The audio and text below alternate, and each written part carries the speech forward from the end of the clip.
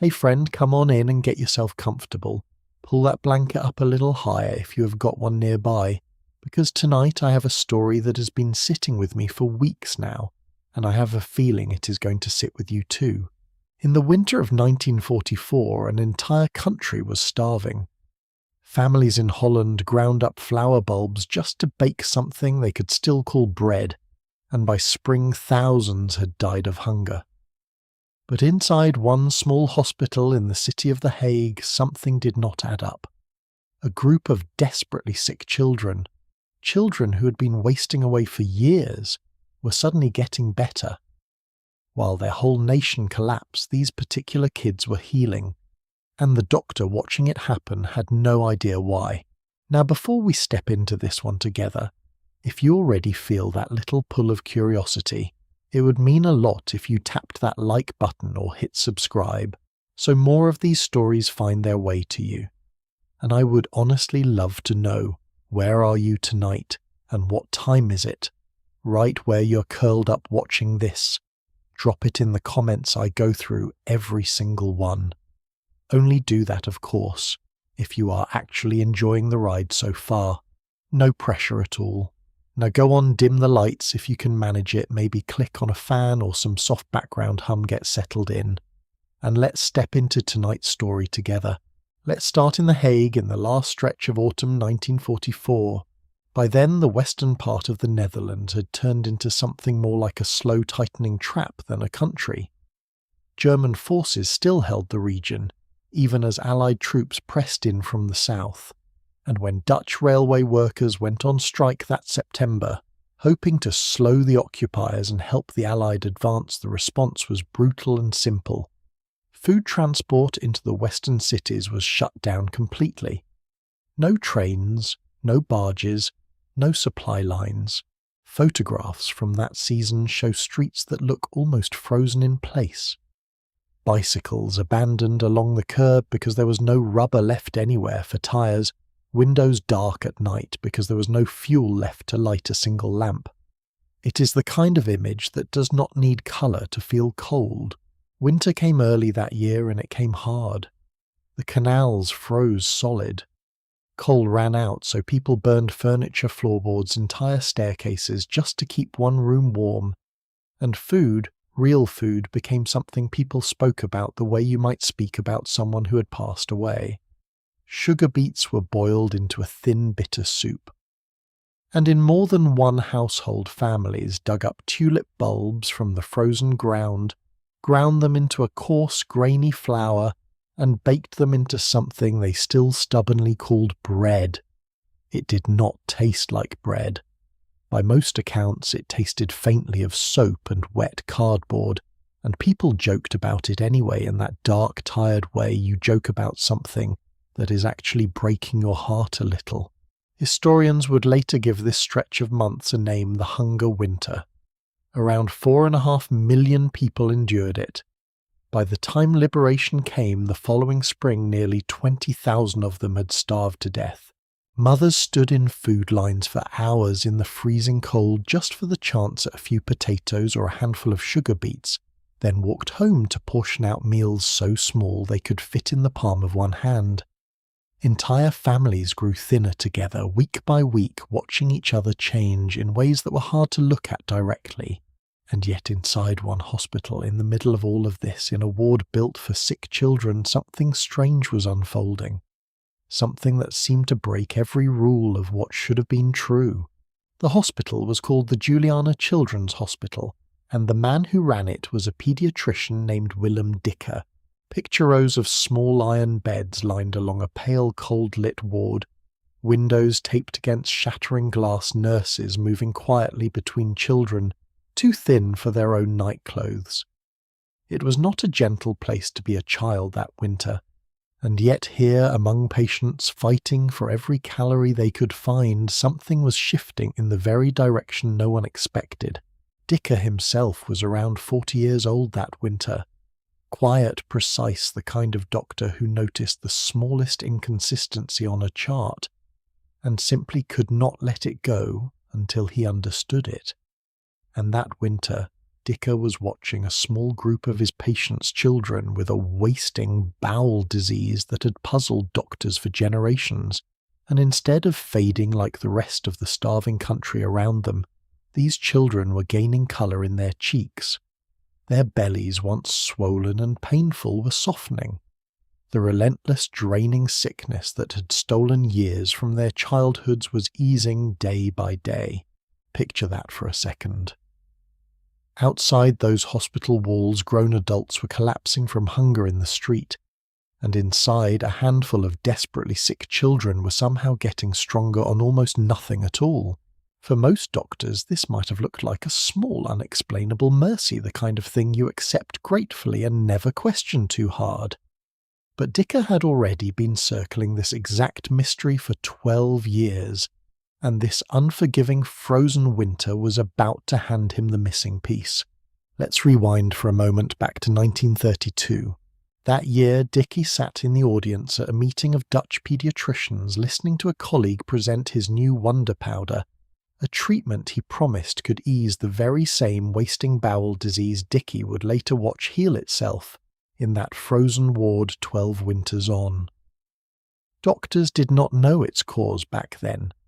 Children with it simply stopped absorbing food properly. Their bellies swelled while the rest of their small bodies grew thin, and many of them, without much medical explanation, simply did not survive childhood at all. The powder seemed to help at least a little. But Dicker noticed something almost nobody else in that room appeared to care about. The powder was usually handed to children right alongside their normal breakfast, bread with a bit of marmalade on top. And when he started asking around, he found a pattern that would not leave him alone. Children seemed to relapse most often right after eating bread. Not the powder, the bread. It was a small thread, barely even a suspicion. But Willem Dick was the kind of man who pulled on small threads for years, if that is what it took. By 1936, only 31 years old, he had become director of that same children's hospital, and he began tracking one particular young boy with the disease studying him for years, not weeks. While the boy stayed at the hospital on a very specific wheat-free diet, he grew stronger, gained weight, and looked for what felt like the first time like an ordinary child. But whenever he went home for a visit, his parents, loving and worried, and completely unaware of what Dick suspected, would gently slip him back onto a normal diet. Bread, cake, all the comfort foods any parent offers a child they're afraid of losing. And every single time, without fail, the boy relapsed. Try to picture what that must have felt like for a child. Strong enough to run and play 1 month laughing in the hospital courtyard like any other boy his age. And then weeks later, curled up in bed again, pale and exhausted, with no one around him, fully understanding why his own body kept turning against him, Dickie charted it, actually plotted the boy's growth on paper month after month, year after year, and laid it beside the very stretches of time the boy had and had not eaten wheat. The two lines matched almost perfectly like two heartbeats settling into the same rhythm. It was not proof yet, not by the standards of 1930s medicine, but it was more than enough to keep one stubborn, determined doctor awake at night, turning the question over and over in his mind. Then came the hunger winter, and history, in its odd and occasionally almost merciful way, ran the experiment for him on an entire nation. With bread gone from Dutch tables for months, Dick's sickest young patients were, without anyone intending it, living through the cleanest wheat-free diet anyone could ever have designed, and their bodies answered the question he had been carrying around for over a decade. The illness that had haunted these children their whole lives went quiet, not because of any new medicine, and not because of any miracle, simply because the one food that had been slowly harming them all along was gone. Here is the part of this story that still catches in my chest every time I think about it. In the spring of 1945, liberation finally arrived. Allied planes flew low over the starving cities, dropping food parcels onto open fields, in a mission remembered today as Operation Manna. Actual bread returned to Dutch tables for the first time in almost a year. For most of the country, it was a moment of pure, uncomplicated joy, the kind people still talk about with their eyes shining decades later. But for Dick's small group of patients, the ones who'd been healing in the middle of a famine, it was the exact opposite. Within days, some of them relapsed. Their bellies swelled again. The exhausting sickness returned almost as if it had simply been standing behind a door, patiently waiting for the bread to walk back through it. What a cruel, almost unbelievable thing to witness. The very thing an entire nation had prayed for months was working against those very children the moment it came back. For Willem Dicker, though, this was clarity. Real, undeniable clarity wrapped inside a tragedy nobody would ever have wished for. He spent the years after the war building careful patient evidence, measuring precisely how much fat and nutrition his patients' bodies were failing to absorb, comparing children on wheat against children, without it refusing to trust even his own strong hunch until the numbers backed him up completely. He weighed food down to the gram. He tracked exactly how much of it passed straight through his young patients' bodies, unabsorbed notebook after notebook, year after year.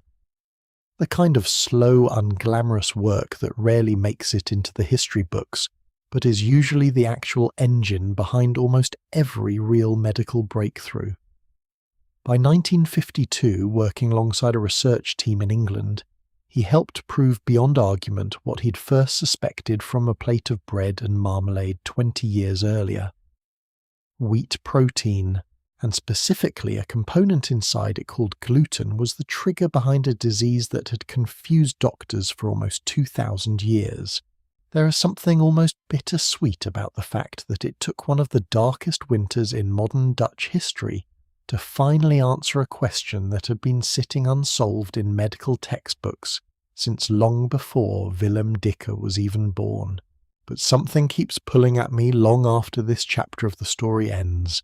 That same disease Dicky uncovered still exists today. Right now in bodies all across the United States and Europe, quite possibly in someone you know, without either of you even realizing it.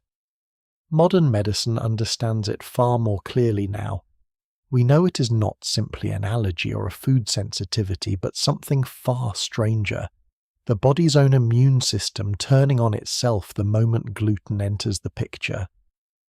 Nearly 1 out of every 100 people carries it, many of them for years, without a diagnosis, quietly blaming themselves for stomach aches, for exhaustion, for a body that never quite cooperates the way it should. And here is the piece that never quite lets me go. This is not some rare freak accident of biology. It runs silently through the genes of tens of millions of people, passed down generation after generation, long before the Netherlands, long before bread ovens, long before the Roman Empire ever existed. If this reaction can truly hurt the body this badly, why would evolution ever allow it to survive at all? Nature tends to be ruthless about erasing what does not serve us. So why is this particular flaw still written into so much of the human population, thousands of years after our ancestors first started eating wheat in the first place?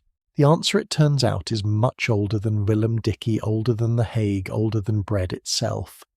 It reaches all the way back to a mountainside in the Middle East more than 10,000 years ago, to the exact moment a group of ancient humans planted the very first seeds of wheat into the ground, and without knowing it, changed the future of the human immune system forever. And that is exactly where we are headed next. So let's go there. But not yet, not all the way back to that mountainside.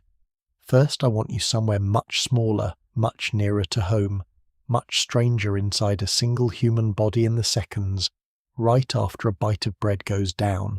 Your small intestine, if you could somehow unfold it and lay it flat, would cover an area roughly the size of a tennis court. That number still catches me off guard every time I come across it. All of that surface exists for one purpose and one purpose only: to pull nutrients out of the food you eat and pass them into your bloodstream where they can actually do something useful, like keep you standing upright and thinking clearly. The reason your intestine has that much surface area folded into a space barely wider than your thumb comes down to millions of tiny finger-like projections called villi. Picture the thick, plush pile of an expensive carpet viewed from just inches away. That is roughly what healthy intestinal lining looks like under a microscope. Dense, lush, working constantly quietly, without you ever once thinking about it turning a bowl of pasta or a slice of toast into the iron in your blood and the calcium in your bones. It is honestly one of those small miracles of the human body that nobody throws a parade for.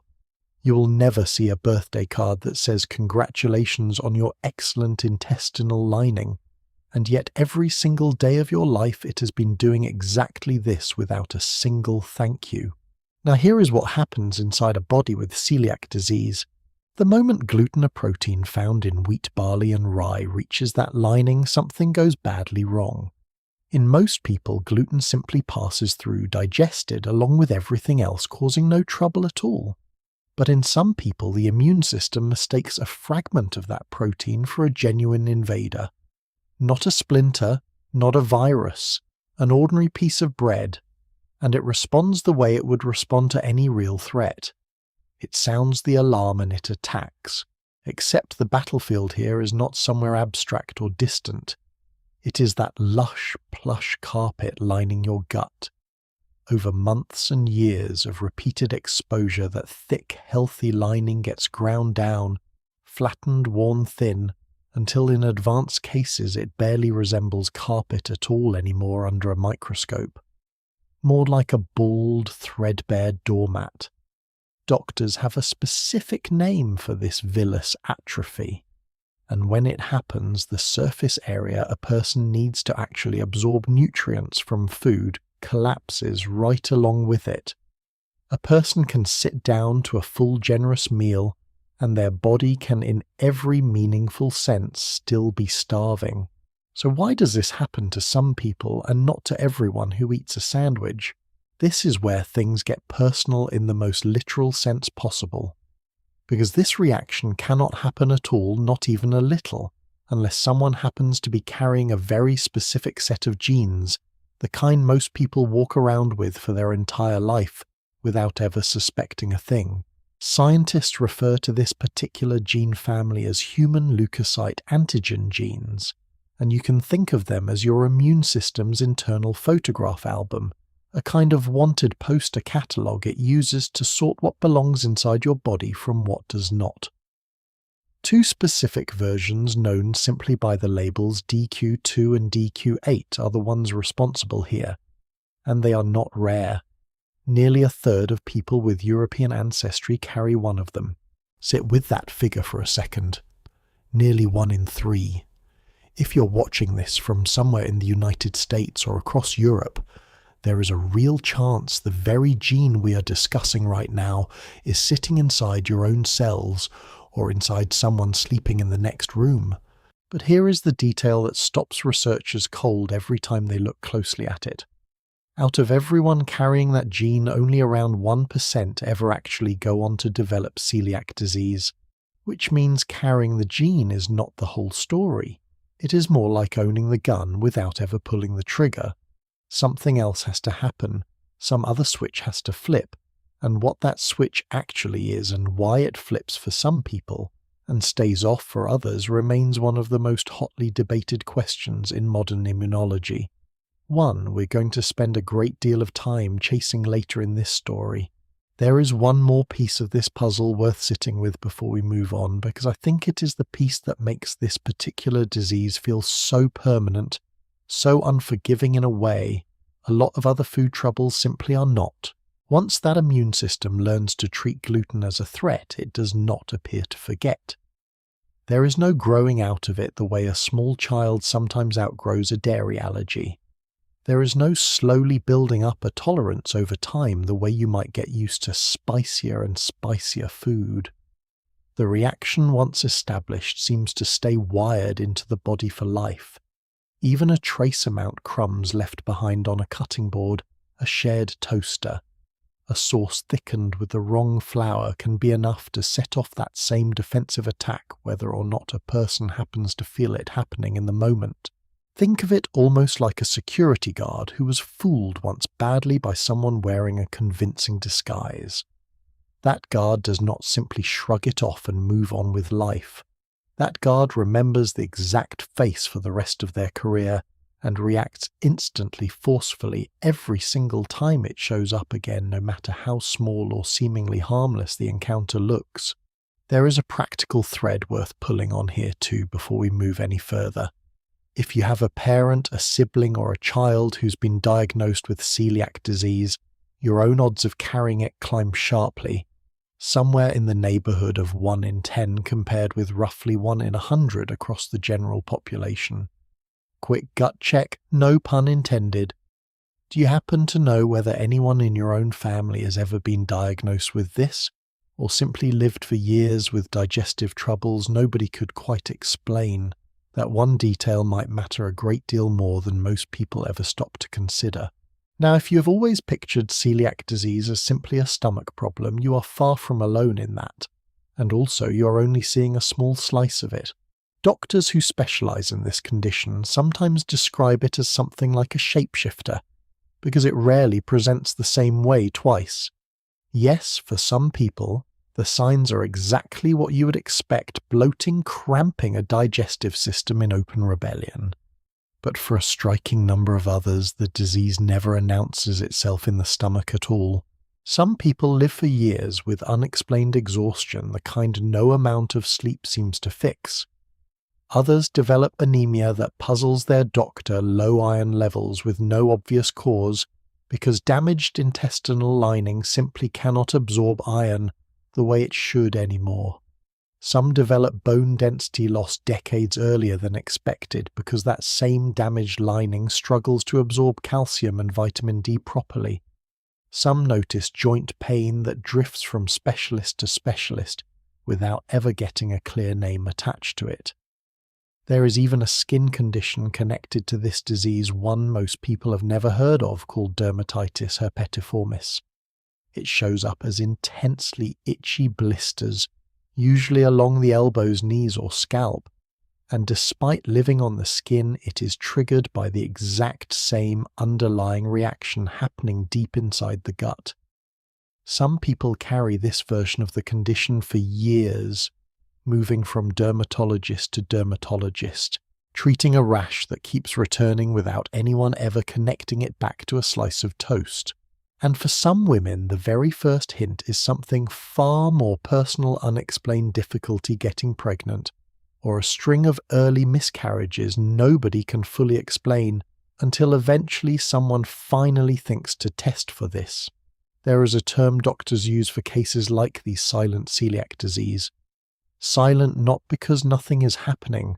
The intestinal damage is often just as real, just as active, just as serious, but because the body is not sending the obvious signal doctors and patients alike were trained for generations to listen for. Can I ask you something?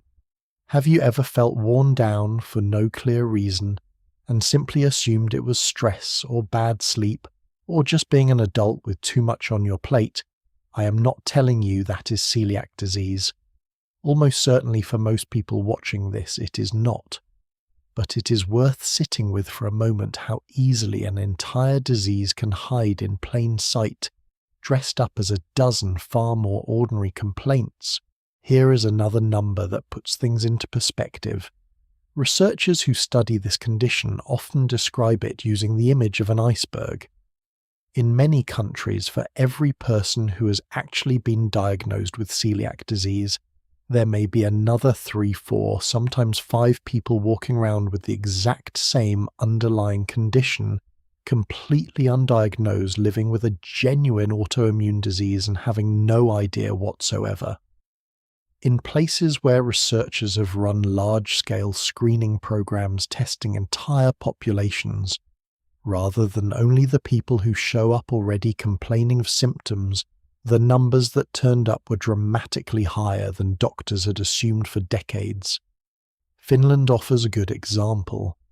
Doctors there screen for this condition far more aggressively than almost anywhere else, and diagnosed rates there run several times higher than in nearby countries with a genetically similar population. That gap has very little to do with biology.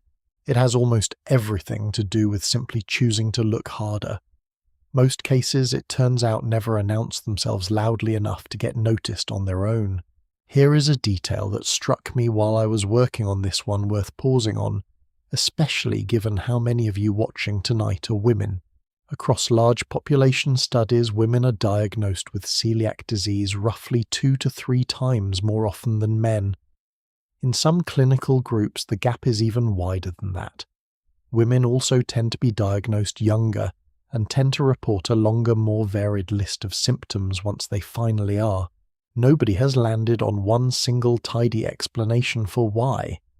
Part of it may simply be that women are somewhat more likely to raise vague, ongoing symptoms with a doctor in the first place, while men, generally speaking, tend to wait far longer before seeking care for the exact same complaints. But there may also be something deeper going on, something written into biology itself.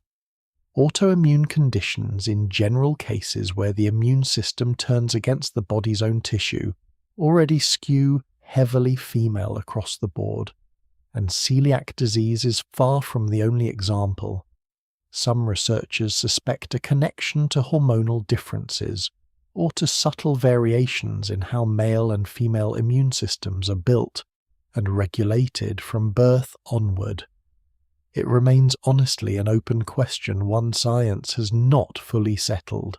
What we do know is this: if you are a woman dealing with a tangle of unexplained symptoms that never quite add up to one clear diagnosis, celiac disease belongs somewhere on the list worth raising with an actual doctor, not because I am telling you that is what is happening, but because so many women live with this exact condition for years, sometimes decades, before anyone thinks to test for it. There is another mix-up worth clearing up while we're here because I think it truly matters. Over the past decade or so, gluten-free eating became something of a lifestyle trend. Entire supermarket aisles, restaurant menus with their own dedicated section, a certain reputation for being trendy rather than medical. And that shift, well-intentioned as it usually is, has done something a little unfair to people who actually live with this disease. For someone with celiac disease, gluten-free is not a preference or a passing diet plan or a choice about feeling lighter after lunch. It is a strict, lifelong medical requirement, the only known treatment that currently exists for the condition, full stop.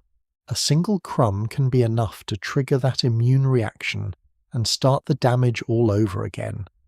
Not a slice, not a serving, a crumb.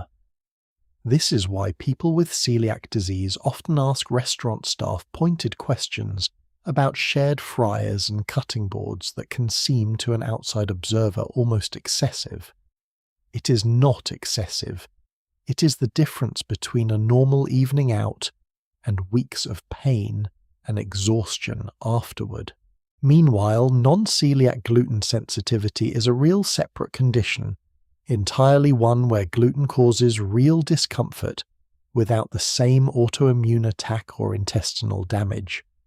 A wheat allergy is different, again working through a completely different branch of the immune system, more like the mechanism behind a peanut allergy than anything to do with celiac disease.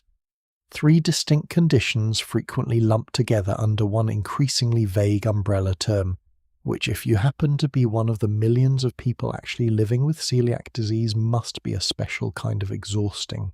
So here is where we actually stand story-wise. We now know what celiac disease does inside a body, an immune system quietly convinced that ordinary bread is a threat attacking the very lining meant to keep a person alive and properly nourished. We know it hides behind a gene most carriers never even know they are carrying. We know it disguises itself as a dozen unrelated complaints and strikes women disproportionately hard for reasons science has not fully untangled.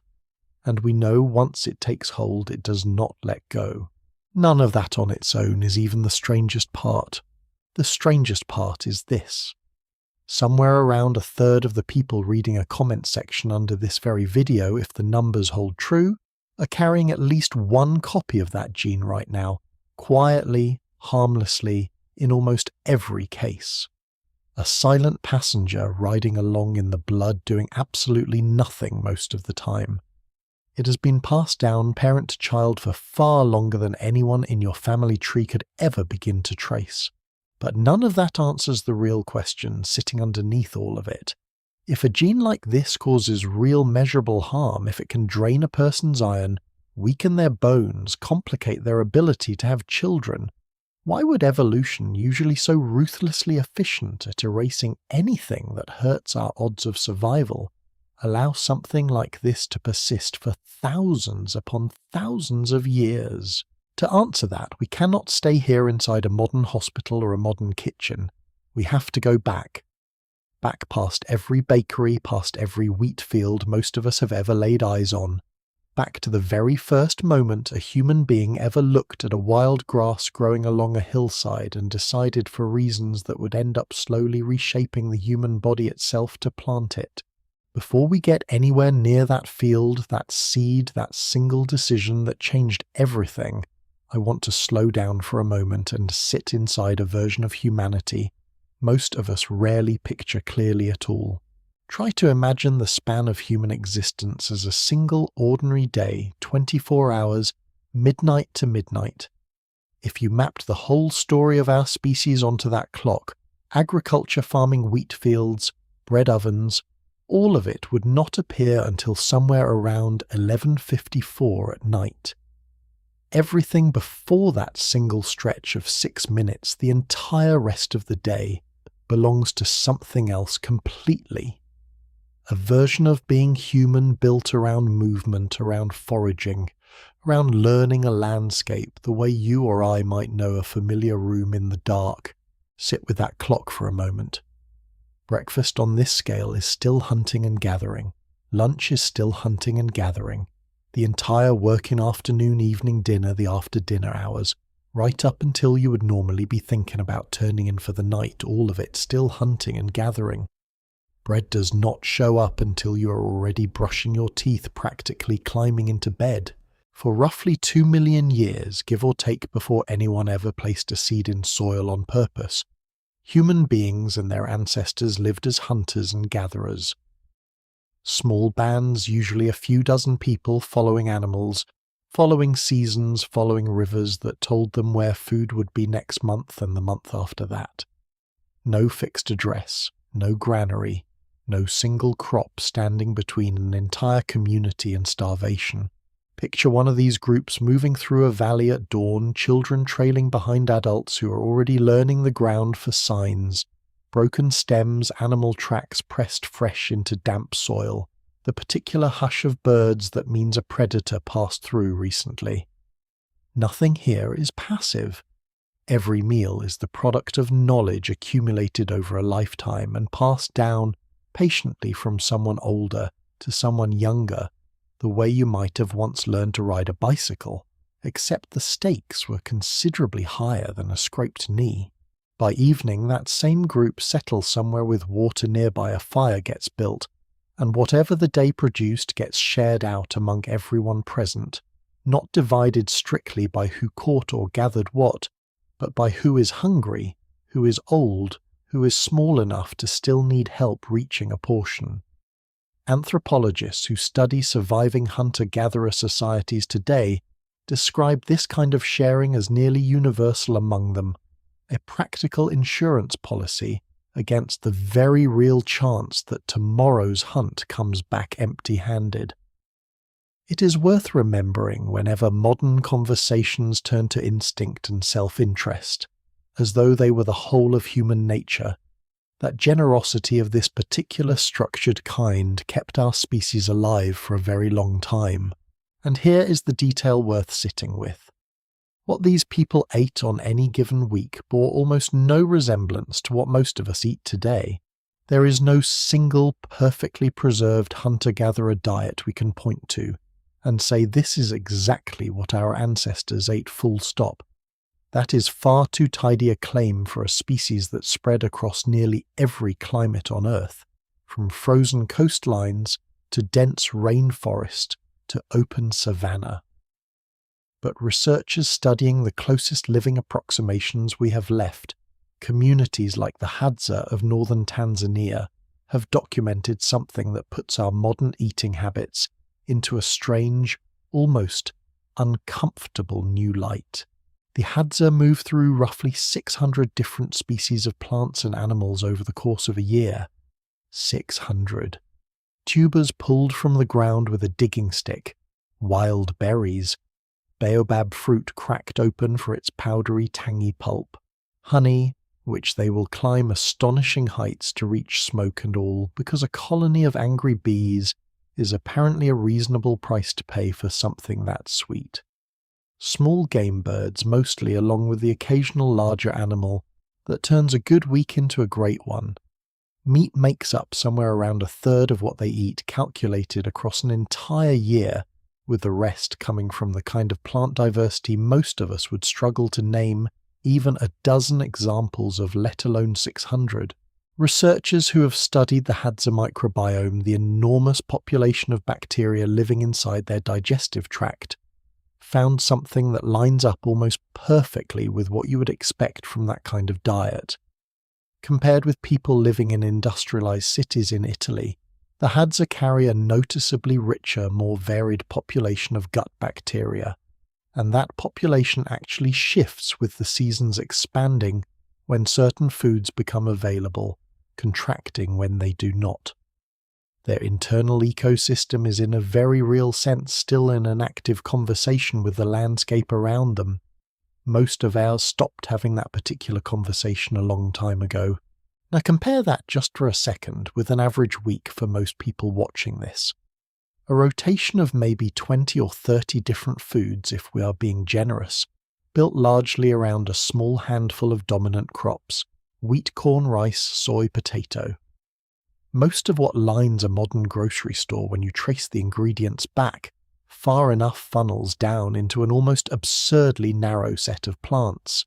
None of this, by the way, is meant to suggest hunter-gatherer life was some kind of uninterrupted paradise, because it plainly was not. Food security could swing wildly with the seasons.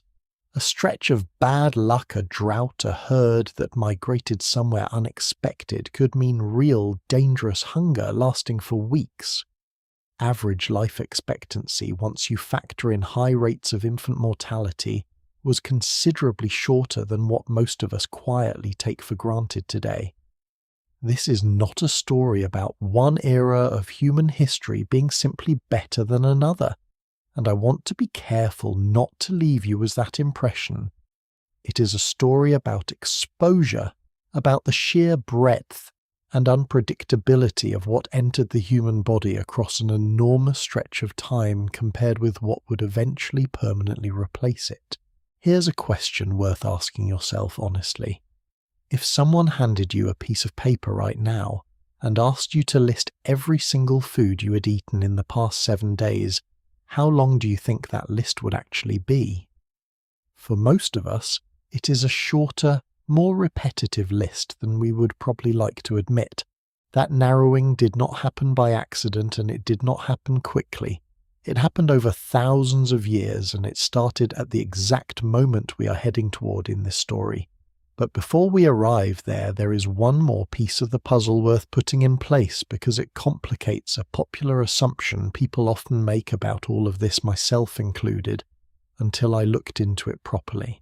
Many people assume that grains wheat and its relatives specifically entered the human diet suddenly the moment agriculture began, as though humanity had simply never encountered a stalk of wild grass before deciding to farm it. That is not quite what happened. On the southwestern shore of the Sea of Galilee in modern-day Israel, archaeologists uncovered a campsite that had been sitting underwater for thousands of years, remarkably preserved by that submersion, at a site now known as Ohalo II. The people who lived there were not farmers. They were hunter-fisher-gatherers living in simple brushwood huts beside the water, roughly 23,000 years ago, which places them a staggering 10,000 years before anyone in that region began deliberately cultivating crops. The site itself was only found because a nearby lake happened to drop to an unusually low level decades ago, briefly exposing ground that had been hidden underwater since the last ice age. Archaeologists rushed in before the water rose again, and what they uncovered turned out to be extraordinarily well preserved, right down to woven bedding materials and traces of the hut's original wooden frames. And yet on the floor of one of those huts, researchers found a large flat stone worn smooth on one side. When they examined it closely using techniques sensitive enough to detect microscopic starch grains clinging to the stone's surface, they found the residue of wild wheat, wild barley, and wild oats.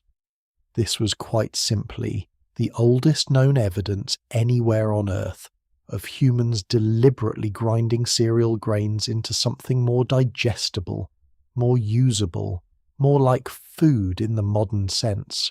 So people were already gathering wild grains, testing them, grinding them, presumably baking some rough early version of bread from them 10 millennia before the so-called agricultural revolution technically began. Isn't that a strange thing to sit with? The wheat story does not start with a single dramatic decision. It starts with quiet, curious experimentation happening in fits and starts for thousands of years before anyone fully committed to it. And it is worth widening the lens here for just a moment because this pattern was not unique to one hillside in the Middle East.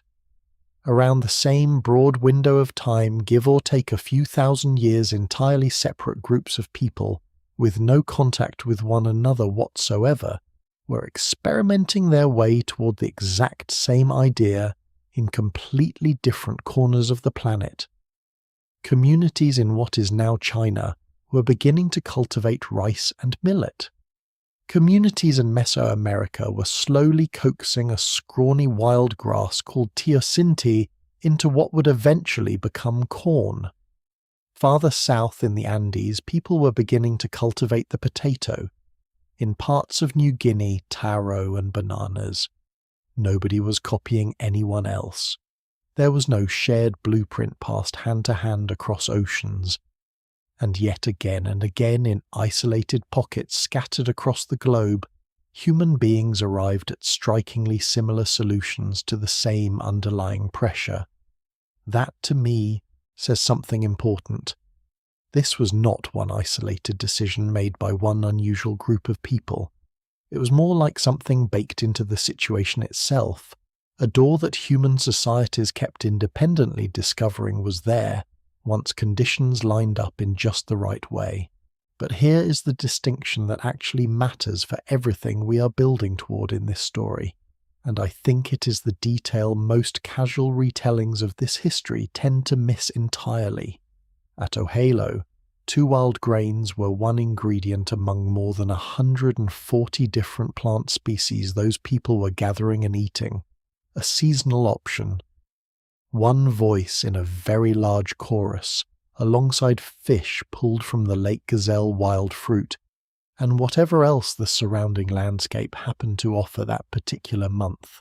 That is a fundamentally different relationship with a food than what would eventually follow. Occasional exposure spread across a wildly varied diet is simply not the same thing, biologically speaking, as a food that a person eats at nearly every single meal, every single day for their entire life, generation after generation after generation. Think about your own immune system for a moment the way you might think about a security team learning the regular visitors to a building. If someone walks through that door once or twice a year, security barely registers them as a pattern worth building a response around. There simply is not enough repetition for the body to form a strong opinion either way.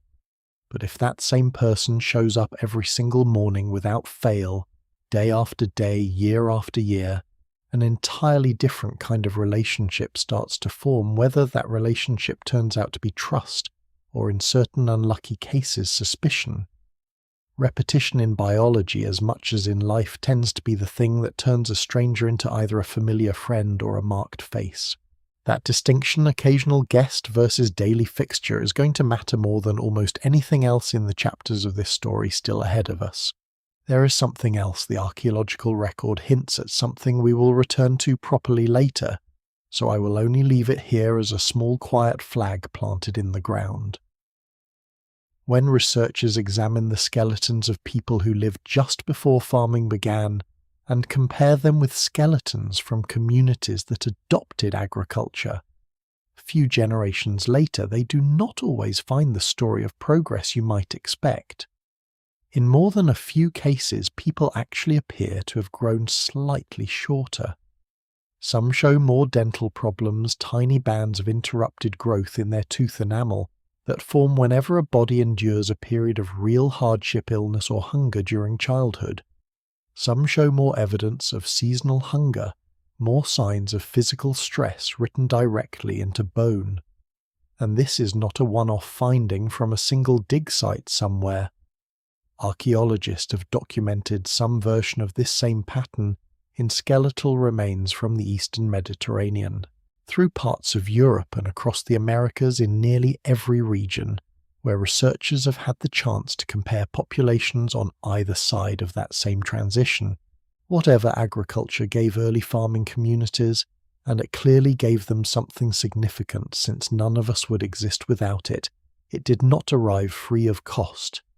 We will come back to exactly why that cost showed up, and what it has to do with everything else in this story.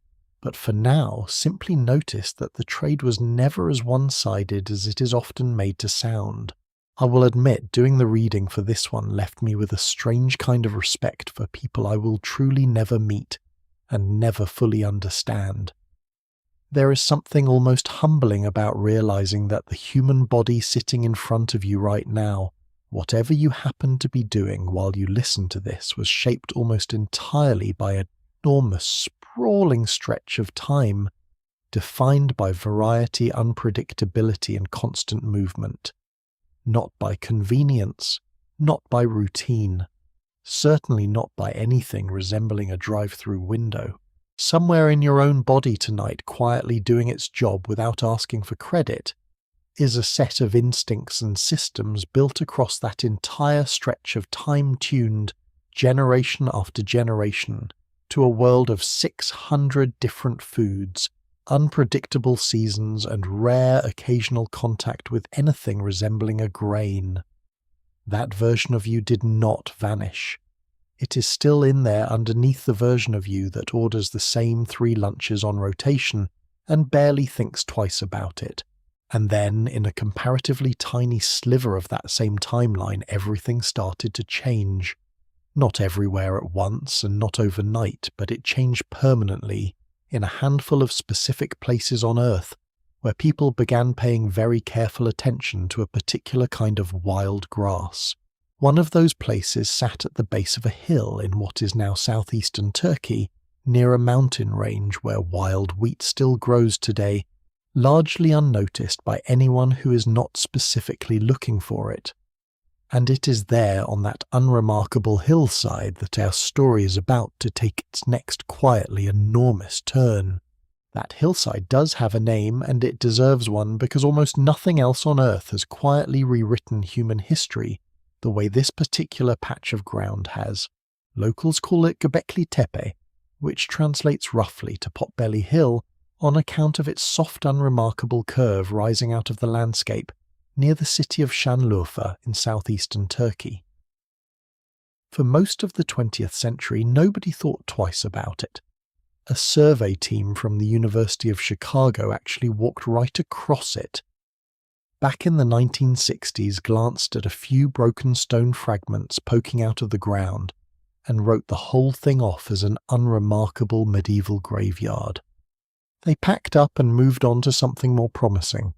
They were wrong, spectacularly historically wrong. In the middle of the 1990s, a German archaeologist named Klaus Schmidt came back to that same hill with a different instinct entirely.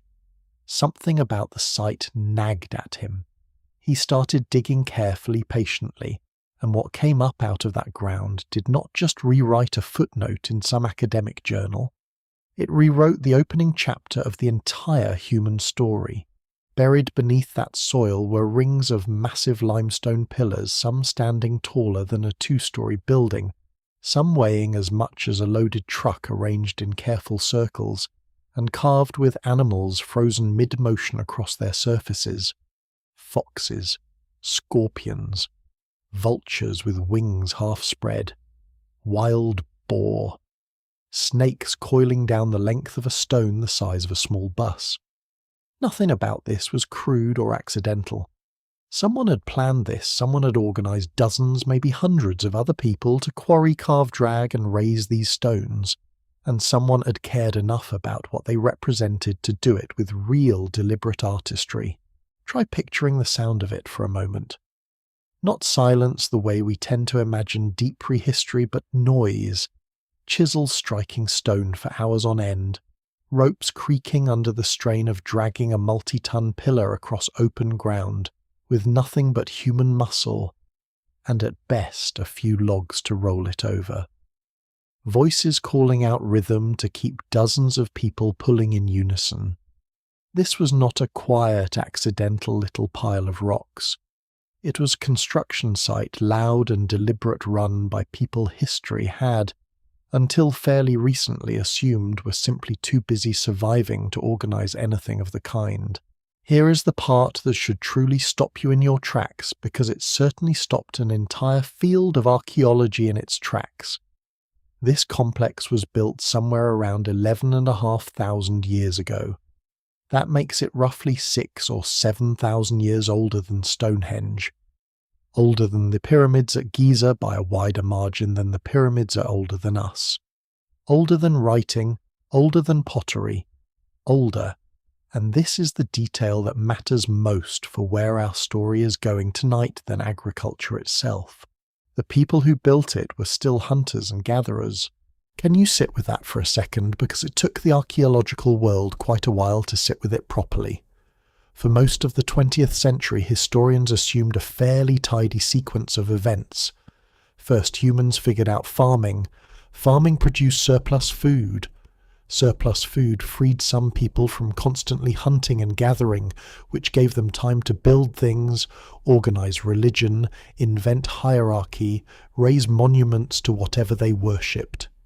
Agriculture, first culture, and belief, second. It made intuitive sense. It also turns out to have the order almost completely backward, at least here.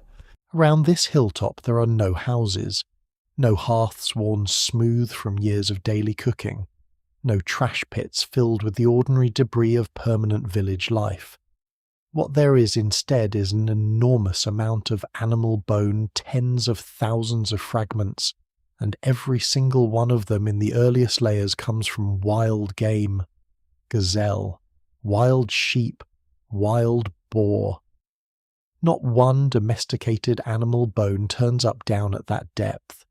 Whoever gathered here to raise these pillars was still living the same mobile foraging existence their ancestors had lived for roughly 2 million years. They simply were not farming yet. So what were they doing? Klaus Schmidt's own answer to that question before he passed away in 2014 became one of the more quietly provocative phrases in modern archaeology. First came the temple, he argued. Then came the city. His theory, and I want to be fair here because this remains a truly contested question among the people who study this for a living, is that something about this hilltop pulled scattered hunter-gatherer bands together periodically for shared ritual, shared belief, shared purpose. And once you gather that many people, even temporarily, even just a few times a year for a specific gathering, you run headlong into a very practical problem that has nothing to do with philosophy and everything to do with logistics. All of those people need to eat, not occasionally, constantly for as long as the gathering lasts. Not every archaeologist agrees this is the whole explanation, and some argue population pressure or climate shifts at the end of the last ice age played just as large a role, if not larger. I think the honest answer is that it was probably some tangled combination of all of it, belief and necessity feeding into each other rather than one clean single cause. But whatever combination of forces was actually at work, something remarkable happened on the hillside surrounding this exact location, and it happened astonishingly near geographically to where those pillars still stand.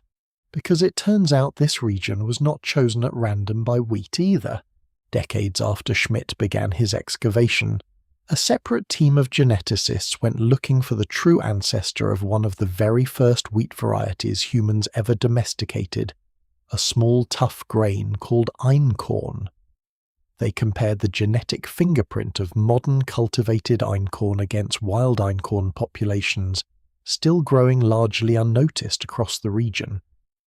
And the closest genetic match on Earth, the population of wild wheat most directly related to the wheat, sitting in bread on shelves today, turned out to be growing along the slopes of a mountain called Karakada, which sits almost inconveniently poetically within easy walking distance of Göbekli Tepe itself. Here's a question worth pausing on for a moment.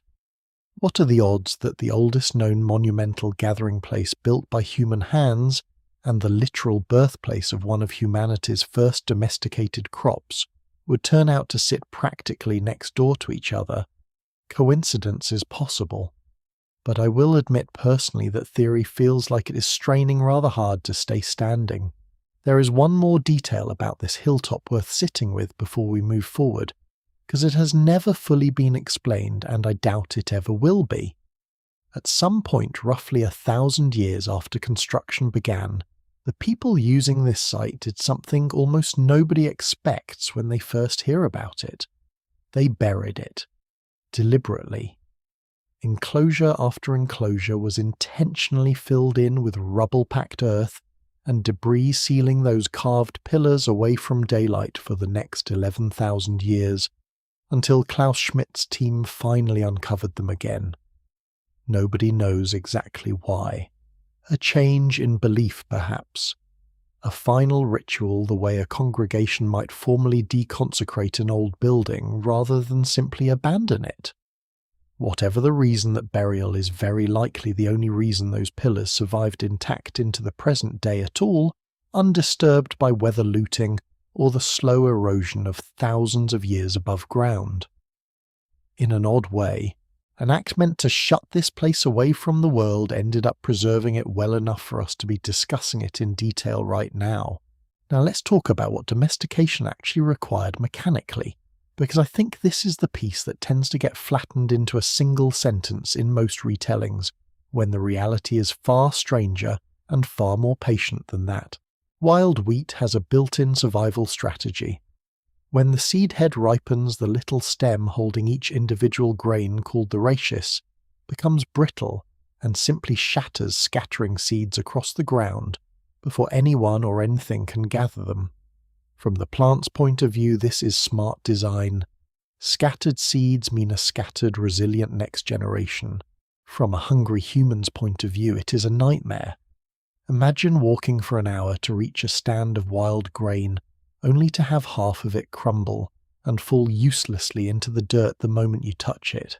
But every so often a random mutation appeared in individual wild wheat plants, a tiny genetic accident, affecting a gene scientist now label with the unglamorous name non-brittle rachis, in which the stems simply refuse to shatter.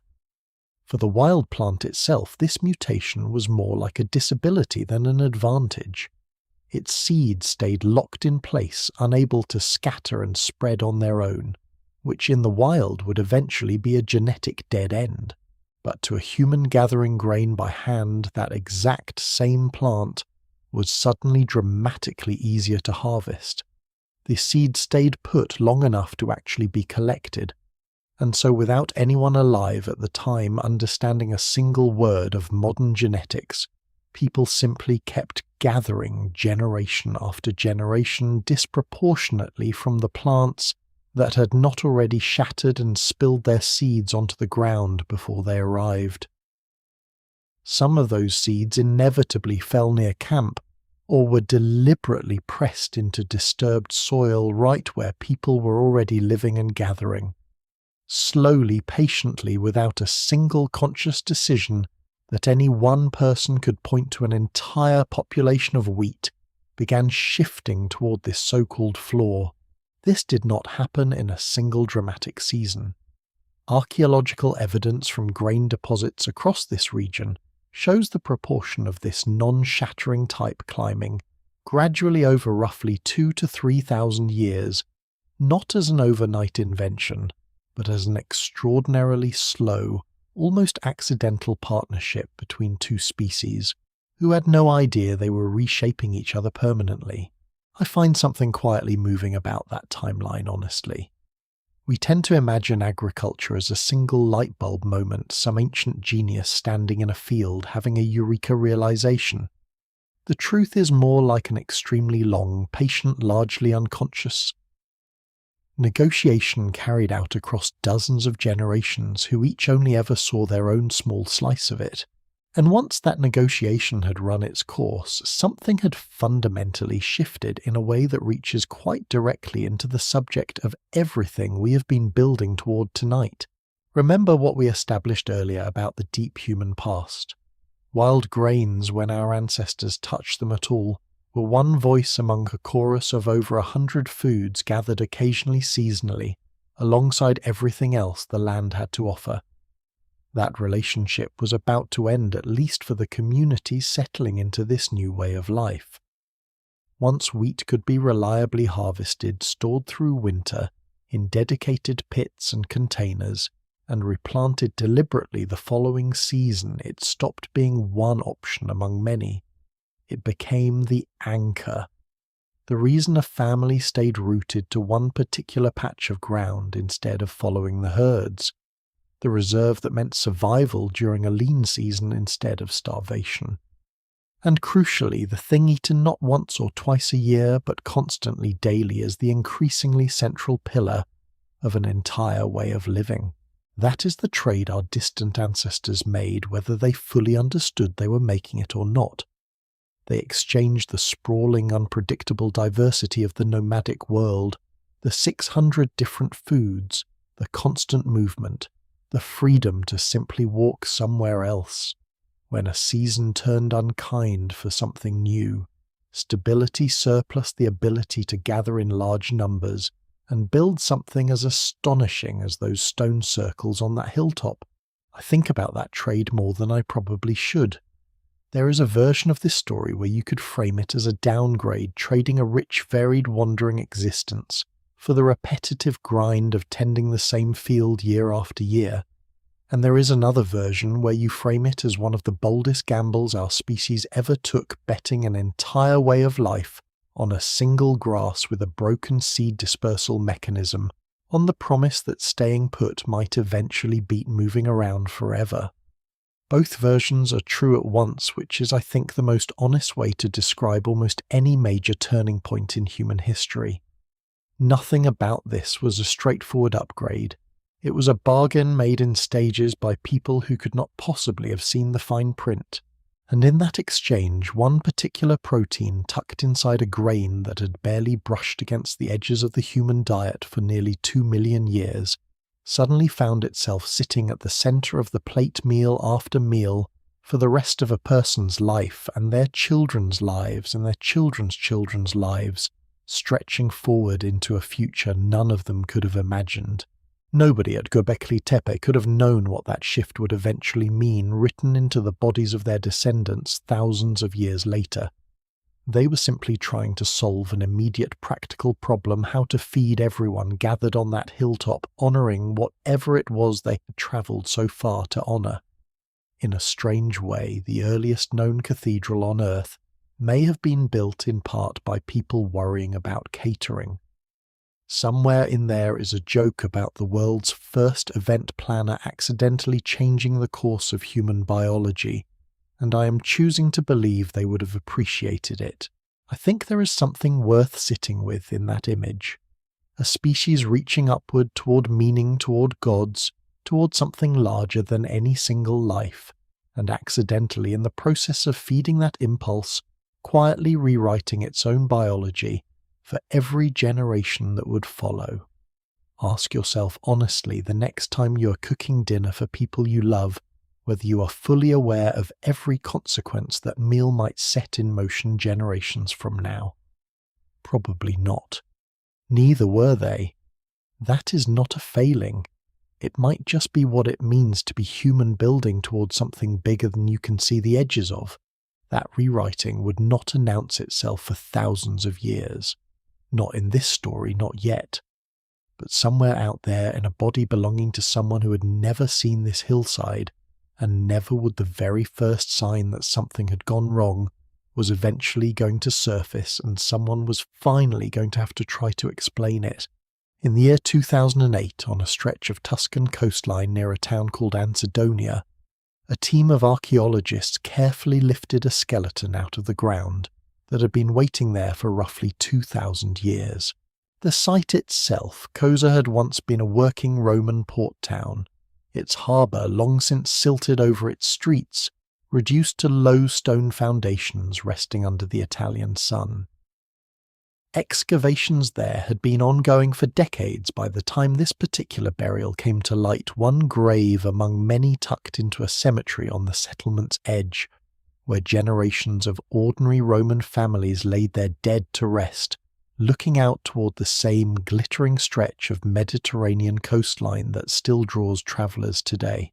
She was young, somewhere between 18 and 20 years old when she died buried at the edge of that Roman settlement, and she had not been buried quietly or forgotten or discarded.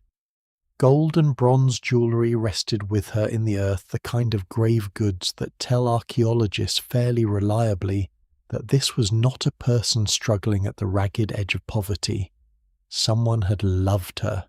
Someone could afford to send her into the next world properly adorned, and yet when researchers examined her bones centuries later, what they found did not match the picture that jewellery seemed to paint. Her skull showed unusual porosity, tiny pitted holes scattered across the surface.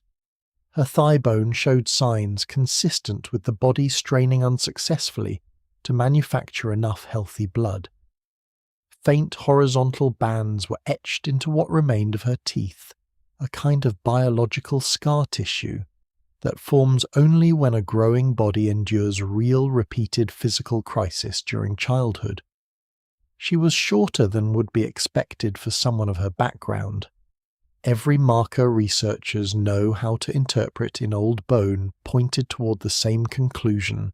This young woman had spent years of her short life profoundly malnourished, despite by every outward appearance having access to food. That contradiction is the whole story, really. Wealth without nourishment. Jewellery on a body that had been quietly starving from the inside for years. So the team did something that would have sounded like pure fantasy to anyone standing at her graveside 2,000 years ago. They extracted a fragment of deep genetic material from one of her teeth, and a sample of bone coaxed a readable sequence out of it, and checked it against the same genetic marker we have spent this whole story circling. She carried 2 copies of the exact gene variant most strongly linked to celiac disease, the highest risk version there is. Not a maybe, not a hint. About as near to biological certainty as archaeology of this age ever gets, which means this particular young woman is very likely one of the oldest confirmed cases of this disease anywhere in the world, resting undisturbed in the ground for 2 millennia. Before anyone had the tools to actually understand what had happened to her. Researchers did not stop at genetics either. They also studied the chemical signature locked inside her bone collagen, the ratios of certain elements that shift depending on what a person actually ate and how their body processed it over years of their life. When they compared her chemical signature against dozens of other burials from the very same cemetery, spanning several different centuries, hers stood apart. Distinctly different in ways that lined up with a body struggling to properly absorb nutrients from a diet that on paper should have kept her perfectly healthy. It is one thing to find a risk gene sitting inside old bone. It is another thing entirely to find the chemical fingerprint of that gene's consequences written directly into a skeleton by her own body meal after meal for years. Here's something worth pausing on. Picture the world she was born into. Imperial Rome at the height of its reach ran on bread the way a modern city runs on electricity. Grain arrived by the shipload from Egypt, from Sicily, from North Africa, feeding a capital of roughly 1 million people, and much of it was distributed to citizens directly, a state-subsidized grain allowance that kept an entire population fed and not coincidentally politically calm. Historians have long pointed out that Roman emperors understood something practical about keeping a restless population content, and a full stomach sat right near the top of that list alongside entertainment and spectacle. Bread was not a luxury in this world.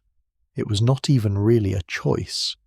It was more like the water supply, something woven so completely into daily survival that going without it was not really an option anyone seriously considered. Now imagine being born into that world with a body that treated the empire's most fundamental food as an enemy. There was no diagnosis waiting for a young woman like this. No specialist. No name for what was happening to her beyond whatever her family and the people around her could piece together from watching her struggle year after year to hold on to weight to grow at a normal pace, to simply feel well. She likely spent her entire short life being fed. The very thing that was killing her offered more bread by people who loved her and had absolutely no way of knowing any better.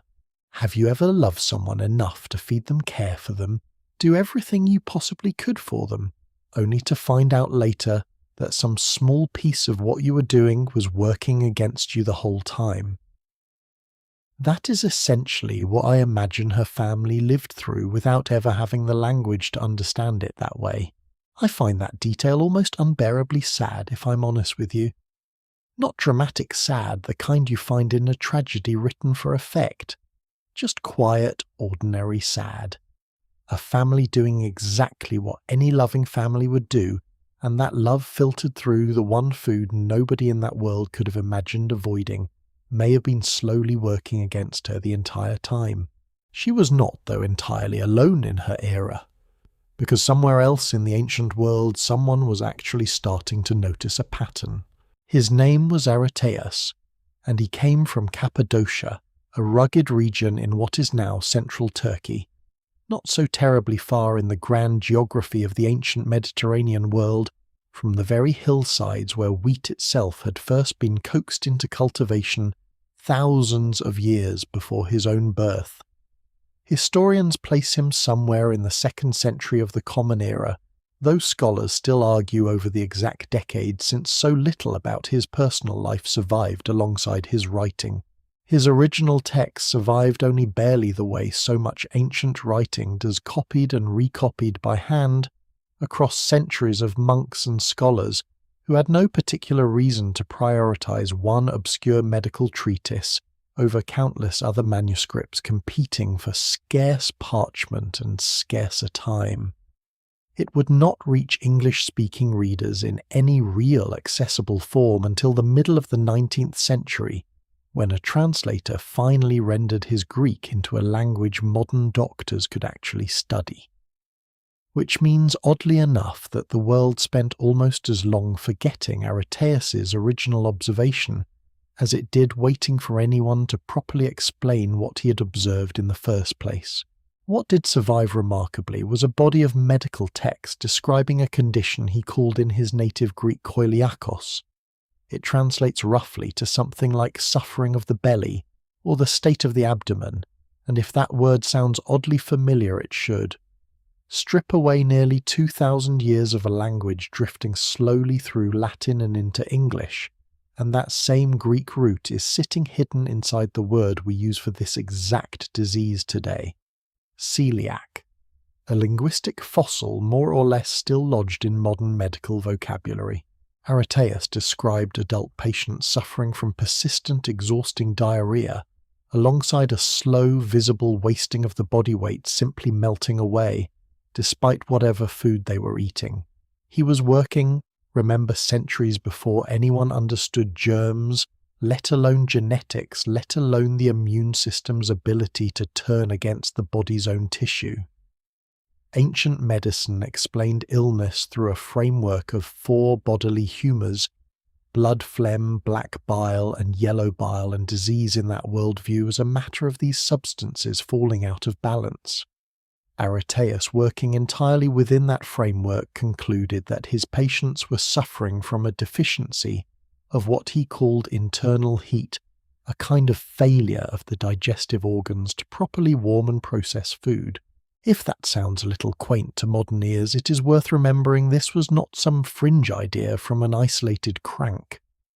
Humoral theory was essentially the operating system of Western medicine for the next 1,500 years, championed and expanded by physicians like Galen not long after Archaeus, and taken seriously by trained doctors well into the age when people were sailing to the Americas.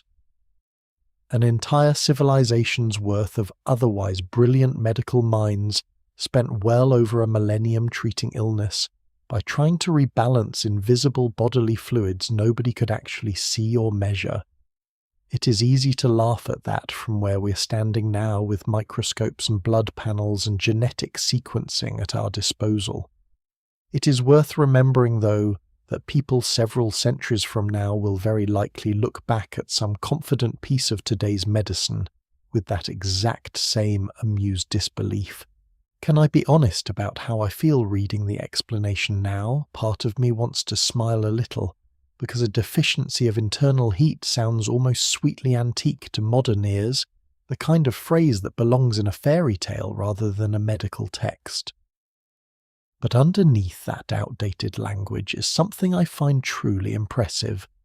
Archaeus was watching real patients carefully over real time and describing exactly what we would still recognize today as the clinical picture of this disease: chronic digestive distress paired with unexplained wasting.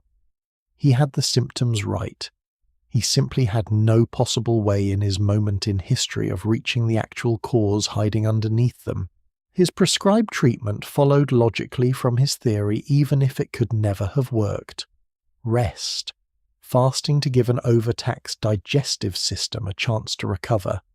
Careful avoidance of cold air and chill, since in his framework warmth needed to be restored, not further depleted. I imagine some patients may have honestly felt a little better on a period of enforced rest and reduced food intake, simply because eating less wheat, even by accident, even for the wrong reasons entirely, would have meant less of the exact protein attacking their gut. A right result reached by a completely wrong path. That happens more often in the history of medicine than most people realize. What Archaeus could not do, what nobody in his era could possibly have done, was isolate the single ingredient responsible. Wheat was not one item on a long list of suspects to him.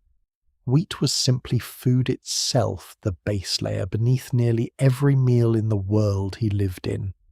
Asking an ancient physician to suspect bread as a poison would be a little like asking someone today to suspect the air in their own living room. It was not a hidden possibility waiting to be uncovered.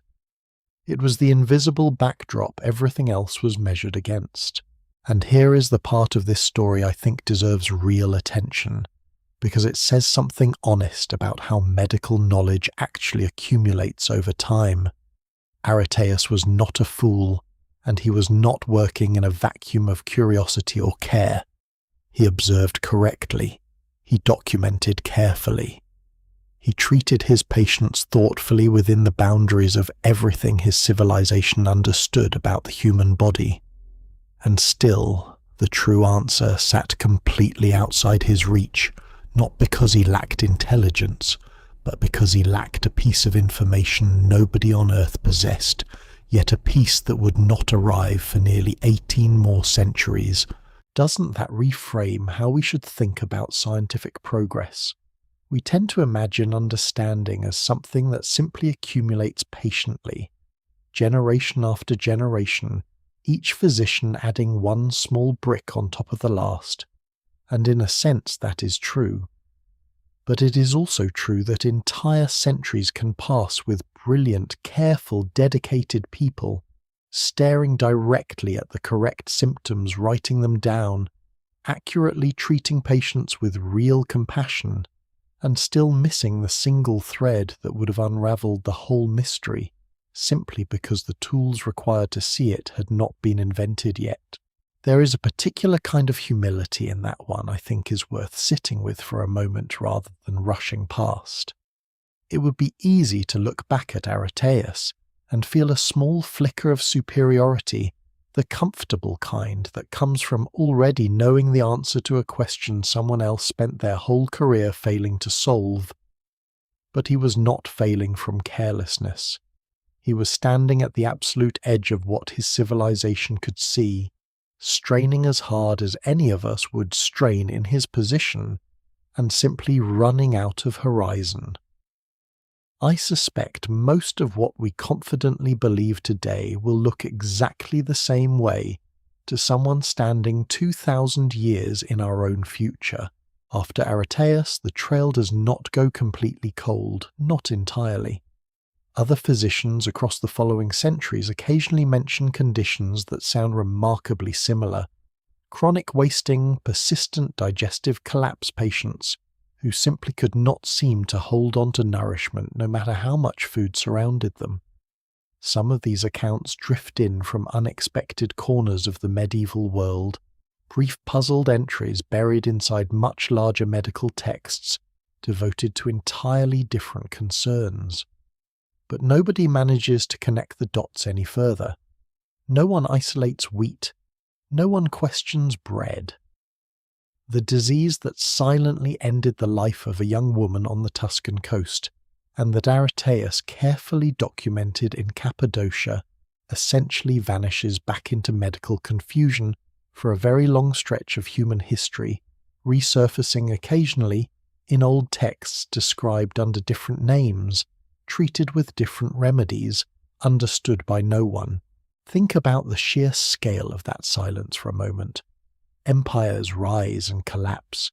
Entire libraries burn and are rebuilt. Language itself shifts so dramatically that Archaeus's own Greek becomes a scholarly specialty rather than a living tongue. And through all of it, generation after generation somewhere in the world, another child is born carrying that same ancient gene, fed the same trusted staple food their entire community depends on, and quietly, invisibly struggling against it, with no one anywhere possessing the single piece of information that would explain why. It would take almost 2,000 years and an entirely different set of circumstances than anyone in the ancient world could have predicted for a doctor to finally look at this same old mystery and ask the one question nobody before him had quite managed to ask properly. That 2,000-year gap deserves a little more attention before we let it shut, because it was never really total silence.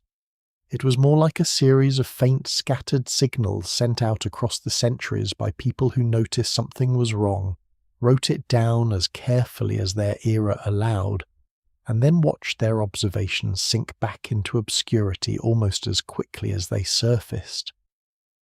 Medicine across most of human history did not move forward the way we tend to picture it now, one confident discovery neatly building on the last. It moved more like a lantern passed hand to hand through a very long, very dark hallway, occasionally dropped, occasionally handed to someone who had never seen the last person carrying it. The medieval world, for its part, contributes almost nothing to this story directly, and I think that gap is worth naming rather than skipping past. Plague, famine, and constant warfare tend to absorb a civilization's attention fairly completely, and a chronic digestive illness that mostly affected small children, most of whom simply did not survive. It was rarely the kind of thing that made its way into surviving records. When the trail finally does pick back up again, centuries later, it resurfaces in the most unassuming way possible, a brief, almost clinical entry in a Dutch medical text from the year 1669.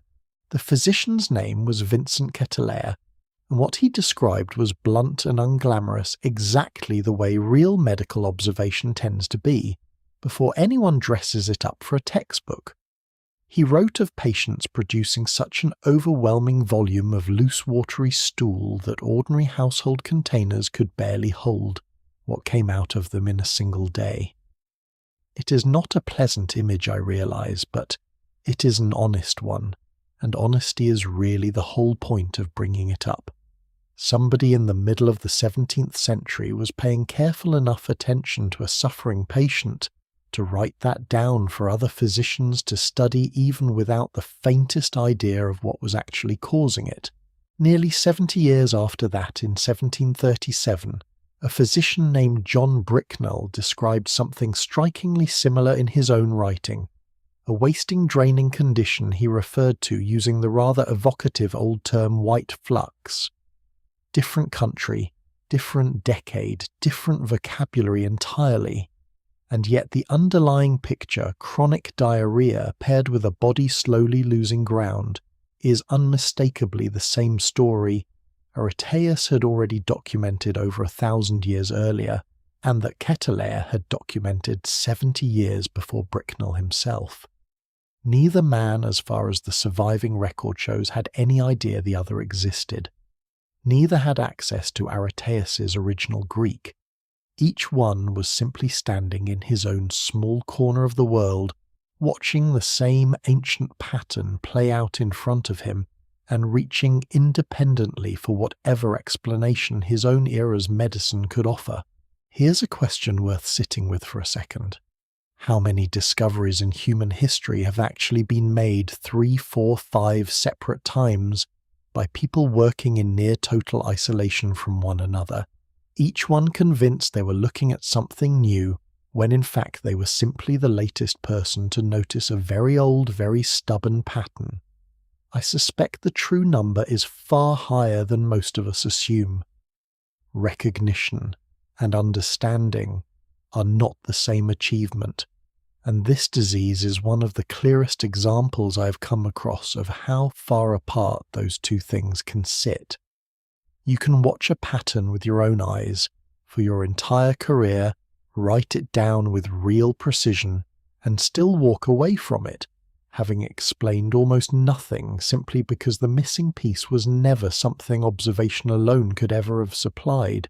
The person who finally dragged this pattern into something resembling modern medicine was an English physician named Samuel G., and his moment arrived in 1887 at a lecture delivered to medical students at a children's hospital in London.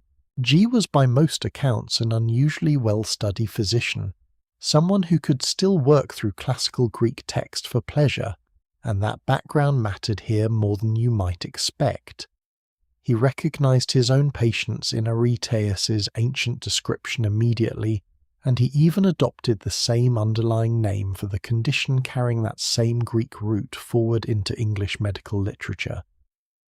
But G did something Archaeus never had the tools to attempt.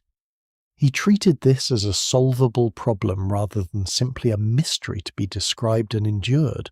His published account appearing the following year in 1888 contains one sentence that has been quoted by nearly every writer who's ever covered this history since myself, very much included. If the patient can be cured at all, he wrote, it must be by means of diet. Sit with that line for a second, because it is a remarkably confident, remarkably correct instinct arrived at almost 70 years before anyone actually proved him right. And then G went looking for that diet, and this is where the story turns almost painfully near the answer, without ever quite reaching it. He experimented. He restricted rice. He restricted sago. He cut out fruit and most vegetables, all foods that we now know with complete certainty were never the problem at all. And in one particular case that clearly stuck with him enough to write about in detail, he found a child who improved dramatically on a diet built almost entirely around fresh Dutch mussels, a full quart of them daily. The boy in G's own words throve splendidly. But mussel season eventually ends as seasons do, and once it did, the boy's ordinary diet returned alongside his illness. Can you see what happened there from where we're sitting now? With over a century of hindsight, G never had access to a diet built around mussels, is among other things a diet with very little room left over for bread. G had accidentally stumbled directly onto a working treatment and simply misread which ingredient in the mussel-heavy diet deserved the credit. He was so near, I find it almost physically uncomfortable to think about. And yet still following the era's assumptions rather too faithfully, he continued to permit his patients thin, well-toasted slices of bread throughout the rest of his treatment plan, the one food actively working against everything else he was attempting to accomplish. That is not a failure of intelligence.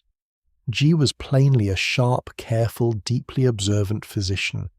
It is a failure of a very specific kind, the kind that happens when a person is standing directly beside the correct answer, without possessing the one piece of context needed to actually recognize it as the answer. The decades following G's lecture were not entirely idle either, even if they produced no real breakthrough. An American physician named Christian Herter published his own study of these patients in 1908, describing the same wasting condition under yet another name, intestinal infantilism, a label that has not exactly aged gracefully, but which reflected at the time a genuine attempt to categorize what doctors were seeing in front of them. A British physician named George Still delivered a further set of detailed lectures on the subject in 1918, describing sick children with the kind of careful, almost tender clinical attention that makes these old medical texts oddly moving to revisit even now over a century later. Progress, in other words, but the slow circling kind. More names for the same mystery.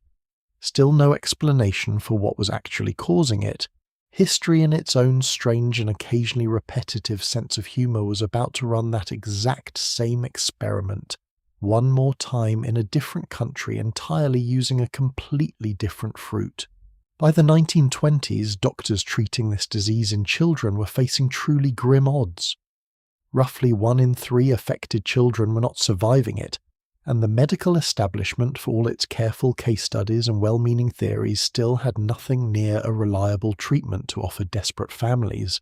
Then, in 1924, an American pediatrician named Sidney Haas published a paper describing something that looked to an anxious parent standing in his office almost like a miracle.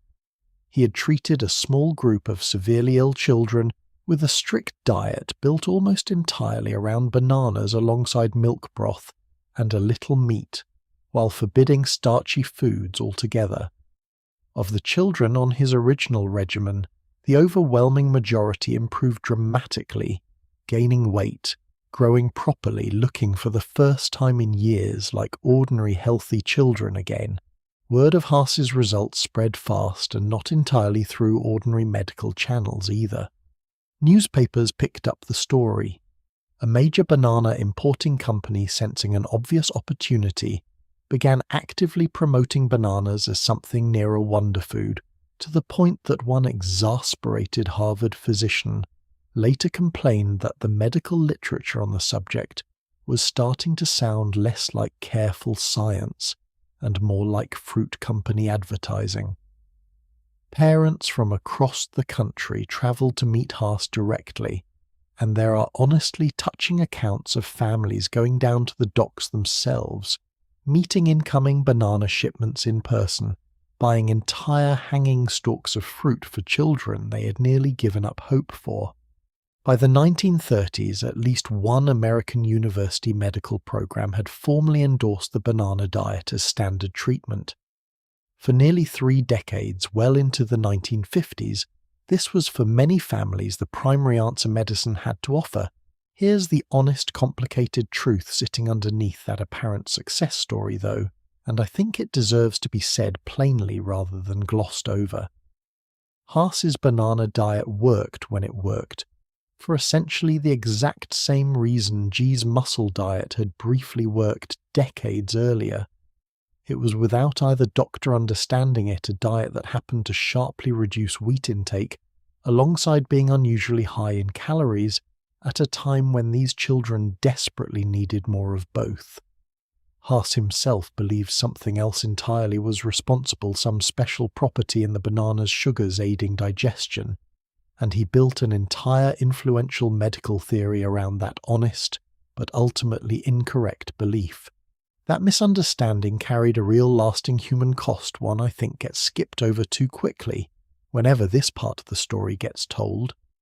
Because the banana diet did not cure anyone in the way people believed it did. It simply masked the disease for as long as a child stayed on it. Some families, once symptoms cleared and children appeared healthy again, understandably assumed their child had grown out of the condition entirely, the way some children truly do outgrow certain early food sensitivities. Ordinary bread found its way back onto the table sometimes years later, sometimes into full adulthood, and for at least some of those grown children decades would pass quietly before anyone thought to test them properly again long after unnoticed damage had already been accumulating in the background the entire time. There is at least one documented case from a woman treated with this exact diet as a small child who spent her entire adult life telling doctors she had simply grown out of the condition years earlier, eating wheat freely for a decade without a second thought. It was not until she was well into her 60s decades after anyone had last checked that a doctor finally tested her properly and performed a series of biopsies. What they found was extensive long-standing intestinal damage, the kind that does not appear overnight. She was left to quietly wonder very late in life whether that same hidden damage might explain other things she had simply accepted as bad luck along the way. Unexplained miscarriages, recurring illness, a body that never quite cooperated the way she felt it should have. Nobody can prove that connection with certainty this many decades later. But the possibility alone says something important about how dangerous an incomplete answer can be, even one delivered with the very best of intentions. I find something truly instructive in that beyond just the sadness of it. A wrong theory that happens to produce a right result is in some ways more dangerous than simply being wrong, because it removes the pressure to keep searching for the actual explanation. Why would you keep questioning bread when your patients are visibly recovering on a diet you believe has nothing whatsoever to do with wheat? Success, ironically, can sometimes be the very thing that delays real discovery. Have you ever gotten the right outcome from entirely the wrong reasoning in your own life, and only realized much later how easily that could have gone the other way? I think about that more than I probably should whenever I come across this particular stretch of medical history. So there the story stood for the better part of a century. A handful of sharp, dedicated physicians, each one circling the correct answer, each one occasionally brushing right up against it by accident, and each one walking away with a wrong explanation firmly in hand. Mussels, bananas, starch, sugar. Every theory except the one hiding in plain sight inside the most ordinary food on the entire table. It is worth sitting just for a moment with how strange that persistence actually is. Century after century, the exact same clue kept presenting itself in nearly the exact same form to careful, well-trained observers, and every single time something about the sheer ordinariness of bread let it slip past unquestioned. The real answer, when it finally did arrive, would not come from a laboratory or a university medical department or a carefully designed clinical trial at all. It would come from something far stranger, far more accidental, forced into existence by circumstances no researcher would ever have chosen on purpose. And that particular turn in the story, the one this very video actually opened with, you already know how it unfolds. What you may not know yet is what came after it. because identifying wheat and the protein hiding inside it only answered half the question that had haunted this disease for 2,000 years. It explained what was happening. It said almost nothing about why a human body would ever be built to do this to itself in the first place, or why that particular vulnerability has managed to survive quietly inside so many of us for so astonishingly long. Solving the mystery of the trigger, it turns out, only opened the door to a much larger one waiting patiently behind it. Let's pick up a thread we left dangling a while back in this story, because I think enough time has passed now that you deserve the rest of it. Somewhere earlier tonight we talked about how a fairly large slice of the population walks around carrying the genetic marker for this disease, and yet only a small fraction of those people ever actually develop it. I described that gap almost like owning a gun without ever pulling the trigger, and then I moved on because the honest answer to what actually pulls that trigger needed some proper room to breathe. This is that room. It is worth admitting before we go any further that this exact puzzle stumped researchers for a remarkably long time.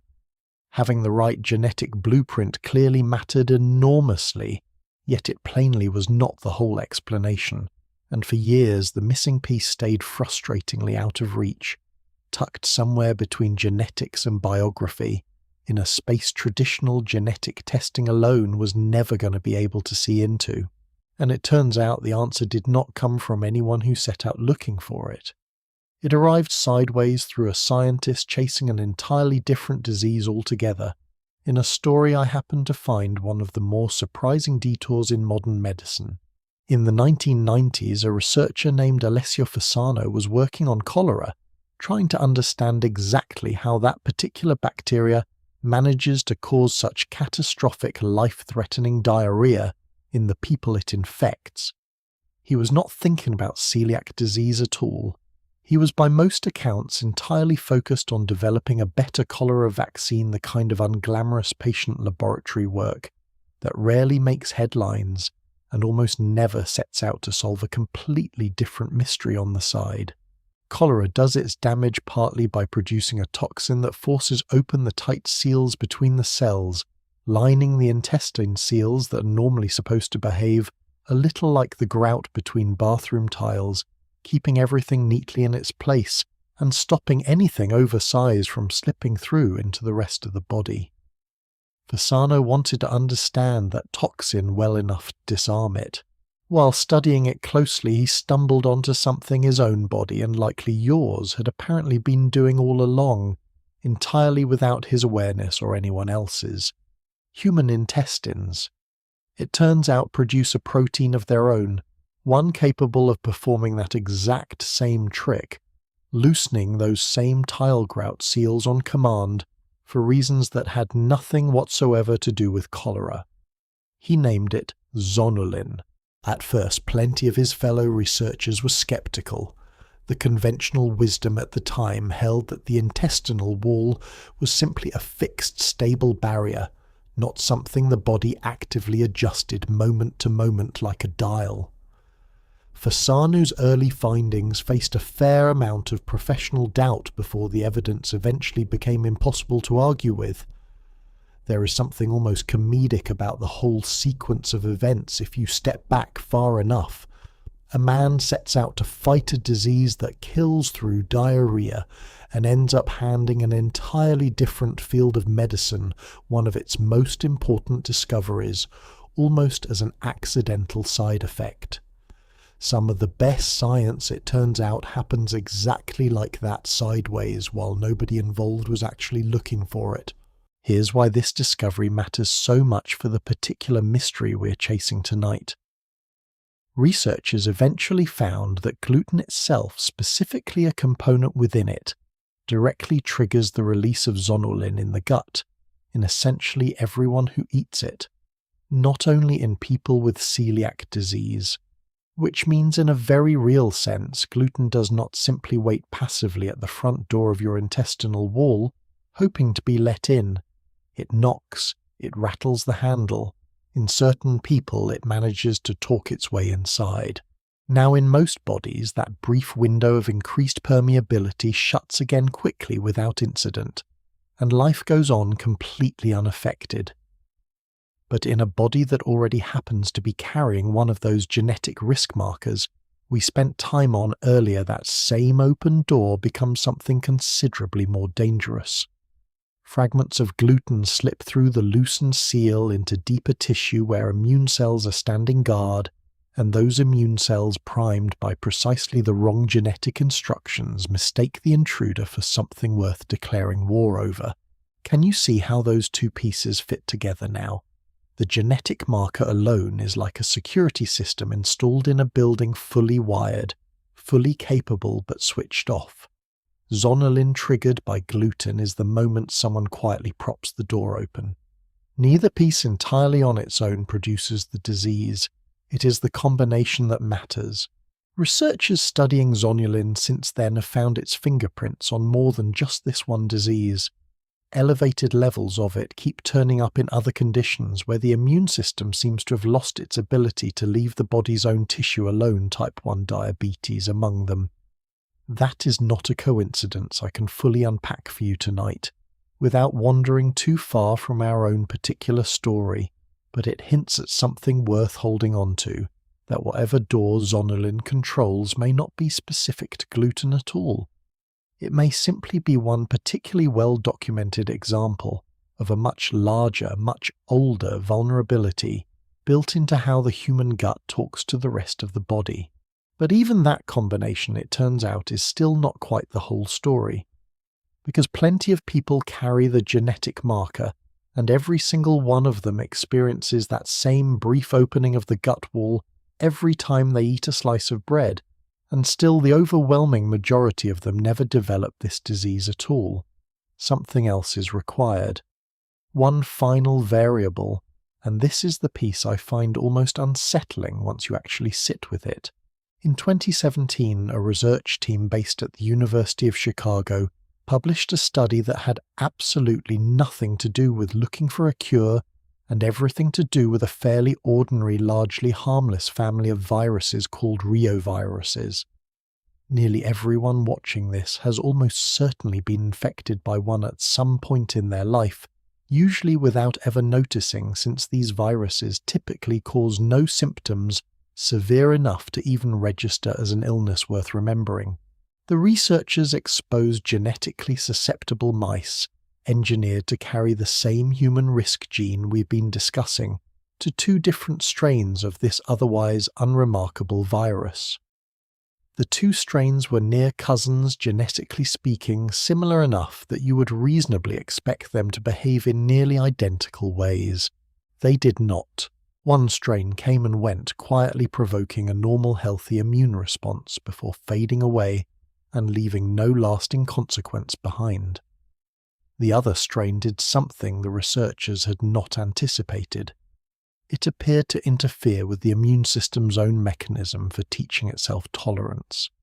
The internal process that normally allows the body to look at a harmless food protein passing through the gut and essentially decide correctly that it poses no threat and deserves no response at all. Under ordinary circumstances, specialized cells patrol the gut specifically to send that calming all-clear signal about food proteins, gluten included. This particular viral strain seemed to short-circuit that entire signaling process, pushing the immune system toward alarm instead of tolerance at the very moment gluten happened to be present. With that tolerance mechanism disrupted the immune system when it later encountered gluten, treated it as something dangerous instead of something ordinary. Once triggered this way, that shift appeared to be permanent, a kind of scar left behind on the immune system's memory, steadily shaping how it would respond to gluten for the rest of that body's life. Researchers also found something that gave this whole theory real weight beyond the laboratory. People already living with celiac disease carried noticeably higher levels of antibodies against this particular virus than people without the condition, suggesting many of them really had encountered it at some point, likely in early childhood, when the immune system is still under construction and considerably more impressionable than it will ever be again. Sit with the timing of that for a moment, because I think it is the detail that makes this whole mechanism feel less like abstract biology and more like a truly cruel coincidence. A baby's immune system spends its first year or two of life learning essentially from scratch what belongs in the body and what does not. If that exact same narrow window happens to overlap with both an early exposure to gluten and an infection from the wrong strain of an otherwise unremarkable virus, the immune system may end up drawing precisely the wrong conclusion and holding on to that mistaken conclusion for the rest of a person's entire life. None of that was a matter of poor parenting or bad luck with food choices or anything any family could have reasonably controlled for or predicted. It was more like a roll of dice happening at the worst possible developmental moment decided by which specific strain of a common forgettable virus happened to be circulating through a household during a narrow window most parents would never think twice about. I find myself thinking about how differently we tend to talk about disease origins depending on how visible the cause is. If a doctor tells a parent their child's illness came from smoke exposure or an unsafe kitchen, there is at least something concrete to hold on to, something to change going forward. But telling a parent that a completely ordinary symptomless virus, one their child likely caught from an equally healthy older sibling, or a crowded daycare room happened to arrive during that one vulnerable stretch of weeks in their immune development, there is nothing to hold on to there. No lesson. No warning sign anyone could have reasonably noticed in advance. Just honestly rotten timing dressed up in the ordinary clothes of a common cold. Have you ever looked back at some difficult chapter of your own health, or a loved one's, and realized the true cause was something so small and so ordinary that nobody could possibly have seen it coming? I think that is a more common experience than most of us admit out loud, and there is something almost strangely comforting, at least to me, in learning that even serious life-altering conditions sometimes trace back to something as forgettable as catching a mild bug at precisely the wrong week of your life. It also, I think, deserves to reshape how we talk about illness a little. We tend to reach instinctively for blame when something goes wrong in a body our own, or someone else is searching for the choice that could have prevented it, the warning sign somebody missed. Sometimes that search is fair and necessary, but sometimes, and this disease may be one of the clearest examples of it, there was never a choice sitting there to be made in the first place. Just three ordinary things arriving in an ordinary order at the worst possible moment. There is a kind of mercy in accepting that, I think, both for the people living with a condition like this, and for the parents who spent years quietly wondering what they might have done differently. Put the whole picture together now, because I think it finally answers the question properly. A person needs to be carrying the genetic marker, the loaded gun we discussed earlier. They need gluten itself to trigger that brief ordinary opening in the gut wall that happens in nearly everybody who eats it.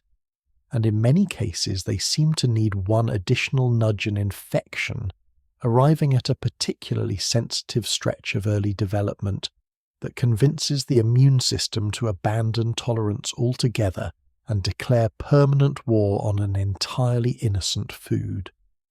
Three separate ingredients, each one fairly common on its own, rarely all lining up in the same body at the same narrow moment, and when they do, a disease that will last the rest of that person's life quietly takes root. Think of it almost like three locks on the same door, each one requiring a completely different key, held by three completely different circumstances. The genes are inherited fixed at conception, entirely outside anyone's control. The gut permeability is universal, something happening in every single person who has ever eaten a piece of bread, celiac or not.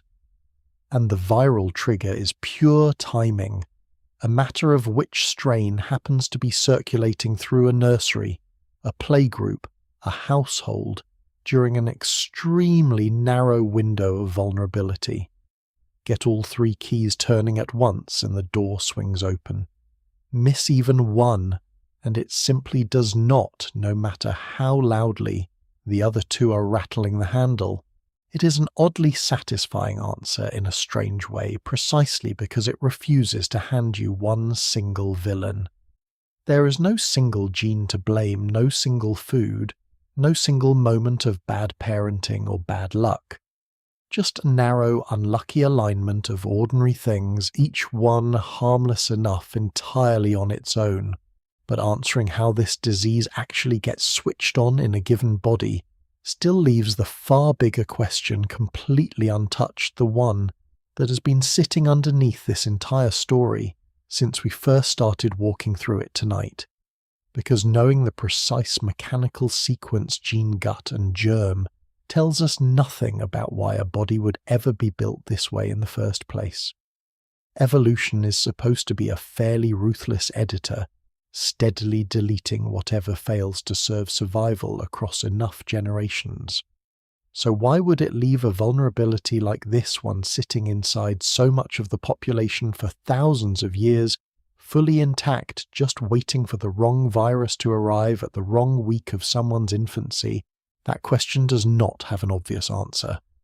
But it does have a truly fascinating one, and it is going to take us somewhere I do not think you are expecting. Here is where this story stops being simply sad and starts being in a strange way almost admirable, because everything we have covered so far paints a fairly bleak picture of this particular gene. It attacks the very food meant to sustain a body. It can stunt growth, drain iron, weaken bone, complicate pregnancy, and as we saw earlier tonight, quietly end a young life on a stretch of Roman coastline 2,000 years ago.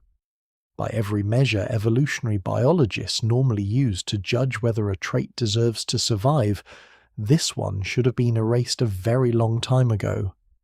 Natural selection is not sentimental. It does not keep things around out of nostalgia.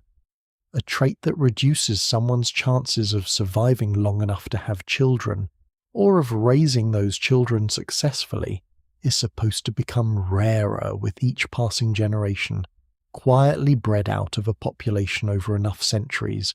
And yet here we are thousands of years after wheat first entered the human diet, and this exact vulnerability is still sitting inside a significant slice of the population, particularly among people with European ancestry. Not fading, not disappearing. In some places, if anything, becoming more visible, not less. So let me ask you something before we go any further. If a trait truly does nothing but harm the people who carry it, why hasn't evolution simply deleted it by now? There is a classic answer to exactly this kind of puzzle in biology, one that has nothing to do with wheat at all, and I think walking through it first will make everything that follows click into place far more easily. Picture a region of the world with a long, brutal history of malaria, certain parts of sub-Saharan Africa, for instance. There is a particular mutation affecting red blood cells that if you inherit 2 copies of it, one from each parent causes a serious, often life-shortening condition called sickle cell disease, named for the way affected blood cells bend into a curved crescent shape instead of their usual smooth disc. On paper, that sounds like exactly the kind of trait natural selection should have erased centuries ago. But here is the twist.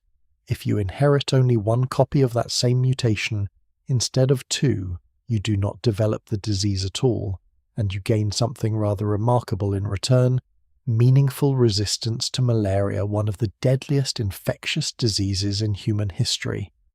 The malaria parasite, it turns out, struggles to thrive inside these oddly shaped blood cells nearly as well as it does inside ordinary ones. In regions where malaria killed enormous numbers of people, particularly children too young to have built up any other defense, carrying a single copy of that mutation was not a liability. It was statistically a genuine survival advantage. That pattern has a name in genetics: heterozygote advantage, and it is one of the more elegant, slightly uncomfortable truths evolution occasionally produces. A gene does not need to be good for you in every possible way to persist in a population. It only needs to help more than it hurts on average across the specific conditions a population actually lived through. Now hold that idea gently and let's bring it back to the story we have been building all night. For a long time, researchers assumed the genes behind celiac disease must simply be neutral, an unlucky accident of genetic drift that happened to stick around without any real purpose one way or the other. But when scientists began actually testing that assumption, using genetic tools that can detect whether a gene has been actively favored by selection, rather than simply persisting by chance, the results were not what a lot of people expected. Here's roughly how that detection works without getting too deep into the technical weeds. When a version of a gene offers a real survival advantage, it tends to spread through a population faster than pure chance would predict, and it drags a longer, more intact stretch of surrounding genetic material, along with it almost like a strong current, pulling nearby debris downstream before random mixing has time to break that stretch apart. A gene that is simply neutral, drifting along by luck alone, gets that surrounding stretch chopped up and shuffled fairly quickly, generation after generation as it gets passed down and recombined. A gene under active selection does not get nearly as much time for that shuffling to happen because it is spreading too fast. Geneticists can measure the length of these intact stretches, and unusually long ones are essentially a fingerprint left behind by active selection, a kind of genetic tan line marking exactly where something was moving quickly enough to outrun the normal grinding down of ordinary inheritance. When researchers ran this analysis on the genetic regions linked to celiac disease risk, several of them showed exactly this kind of fingerprint most strongly within European populations. These were not simply genes nobody had gotten round to removing yet. Something at some point in the human past appears to have been actively pushing them forward, which brings us to the theory currently carrying the most weight among researchers. Studying this question, one proposed in part by a familiar name. Remember Banajabri, the researcher behind that reovirus study we discussed a little while ago? She, along with population geneticist Luis Barreiro, put forward an explanation that reframes this entire disease as a kind of ancient trade rather than a simple mistake. Their argument goes roughly like this. Once human communities settled into permanent villages living in tight quarters, with each other, with domesticated animals, and with the stored grain that inevitably drew in insects and rodents, the disease landscape around them changed dramatically. Populations that had once been small, scattered, and highly mobile were now dense settled, and surrounded by a level of accumulated filth their nomadic ancestors had rarely faced for long. Waste piled up where people had once simply moved on and left it behind. Water sources meant to serve an entire settlement sat far nearer to that same waste than anyone at the time had the tools to fully appreciate. Livestock kept for milk meat, and labour brought with them an entirely new category of disease illnesses that had never before had the opportunity to jump from animal to human on any meaningful scale. Bacterial infections spread through contaminated water, spoiled food, and simple proximity to waste became a far more constant, far more dangerous threat than it had ever been for people living the more spread out on the move existence we spent time with earlier in this story. In that specific environment, a more reactive, more aggressive immune system was not necessarily a burden. It could be a genuine advantage. A body quicker to sound the alarm at the first sign of a bacterial threat, quicker to mount an intense inflammatory response, stood a better chance of surviving outbreaks that could otherwise rip through a crowded settlement. The same genetic hair trigger that occasionally misfires against gluten may have spent a great deal of its evolutionary history correctly firing against something considerably more dangerous. There is actual supporting evidence for this beyond just the general theory, and I think this is the detail that turns speculation into something more like a real scientific case. One specific gene tied to celiac disease risk, known to researchers as SH2B3, has been shown in laboratory studies to offer real measurable protection against certain bacterial infections, including strains of Salmonella. This is not a hypothetical benefit dreamed up to make the theory sound tidier. It is a documented function sitting inside the very same genetic toolkit that centuries later makes a body overreact to a slice of bread. Can you see the shape of the trade now? An immune system tuned for maximum vigilance against deadly bacteria, in a world suddenly crowded with exactly that kind of danger at the cost of occasionally mistaking a harmless food protein for an enemy. Malaria and sickle cell all over again, just wearing a different disguise and playing out over a different set of centuries. I want to sit with something else here too, a smaller, almost charming detail that rarely makes it into the more serious retellings of this history. Researchers studying populations with the primary celiac risk gene noticed something unexpected while looking at entirely unrelated health data. People carrying that gene appear to experience meaningfully lower rates of dental cavities than the general population, a pattern that has shown up clearly enough in at least one study of adolescents to catch researchers' attention. Nobody's entirely certain why, though the leading guess involves subtle differences in saliva composition tied to the same immune pathways. It is a strange little footnote, almost a small private joke evolution left behind.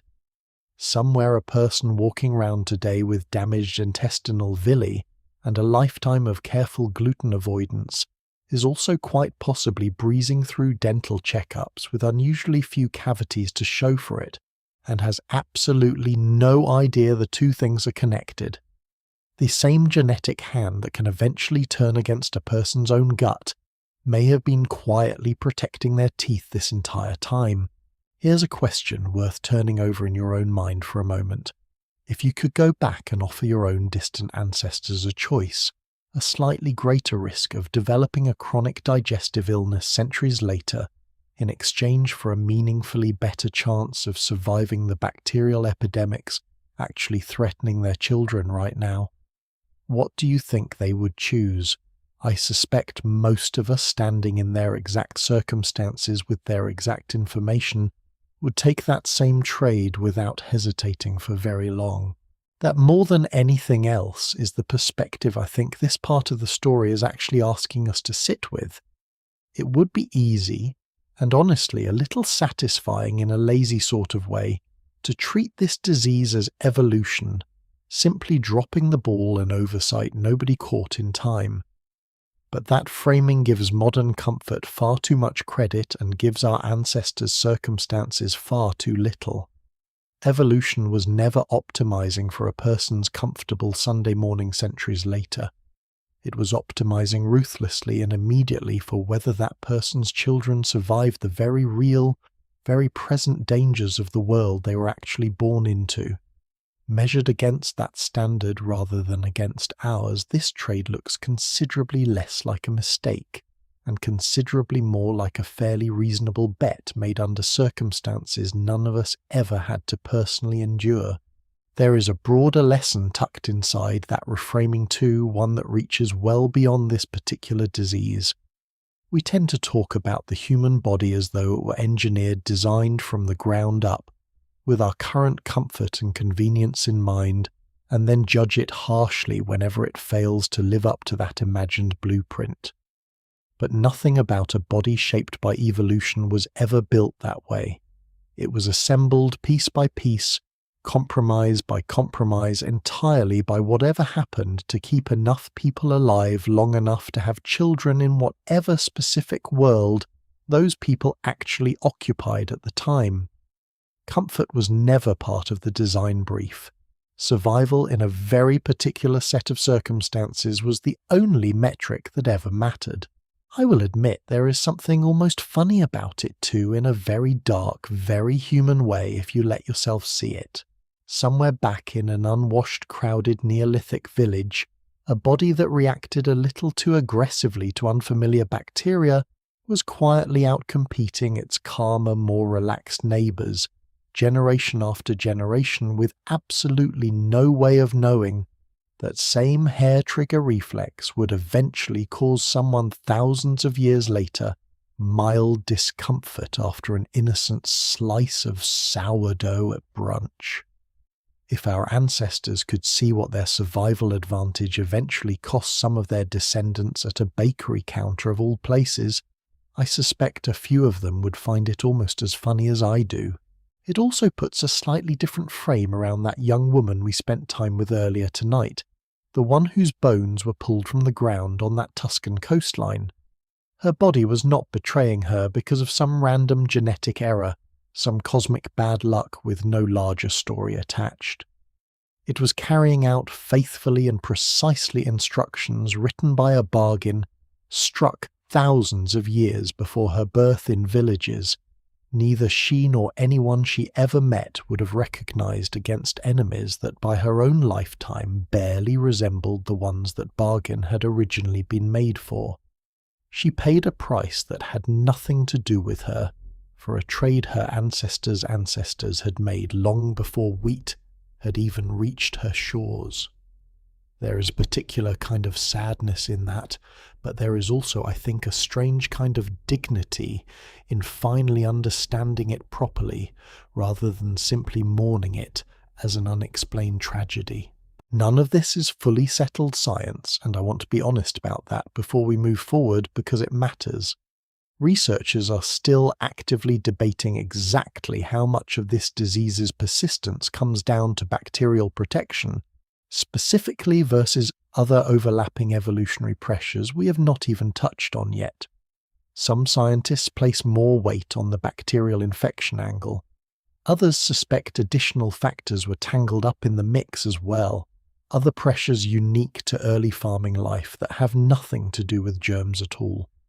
Science, when it is being honest with itself, rarely settles on one tidy villain or one tidy hero, and I would rather give you that honest uncertainty than a cleaner story that overstates how finished this particular chapter of research actually is. But the core insight that this gene very likely earned its keep for a very long time before it ever became a liability has real measurable evidence standing behind it, not just an appealing story, and that insight opens up a question I think deserves its own proper space rather than a rushed final thought squeezed in before we run out of time tonight. Because if crowding and filth and bacteria really were the pressure shaping this trade, what did that world actually look like in vivid detail for the people living through it? Not the abstract theory, the lived physical reality of it. That is where we need to go next. Picture a village pressed shoulder to shoulder against itself, mud brick houses built so tightly together that residents did not even bother with proper streets between them. To get inside your own home, you climbed a ladder and dropped down through a hole in the roof because the walls of your house were shared quite literally with the walls of your neighbour's house on every side. Smoke from cooking fires would have drifted between rooftops. Livestock pens sat near enough to living quarters that the sounds and smells of animal life were simply part of the background noise of an ordinary evening. Privacy in the sense most of us understand the word today barely existed. Neither, as we're about to see, did anything resembling what we would now call sanitation. This is not an imagined scene. Archaeologists excavating a site called Çatalhöyük in central Turkey, not far at all from the same general region where our story's wheat first got its start, uncovered a community that lived exactly this way, roughly 8,000 years ago.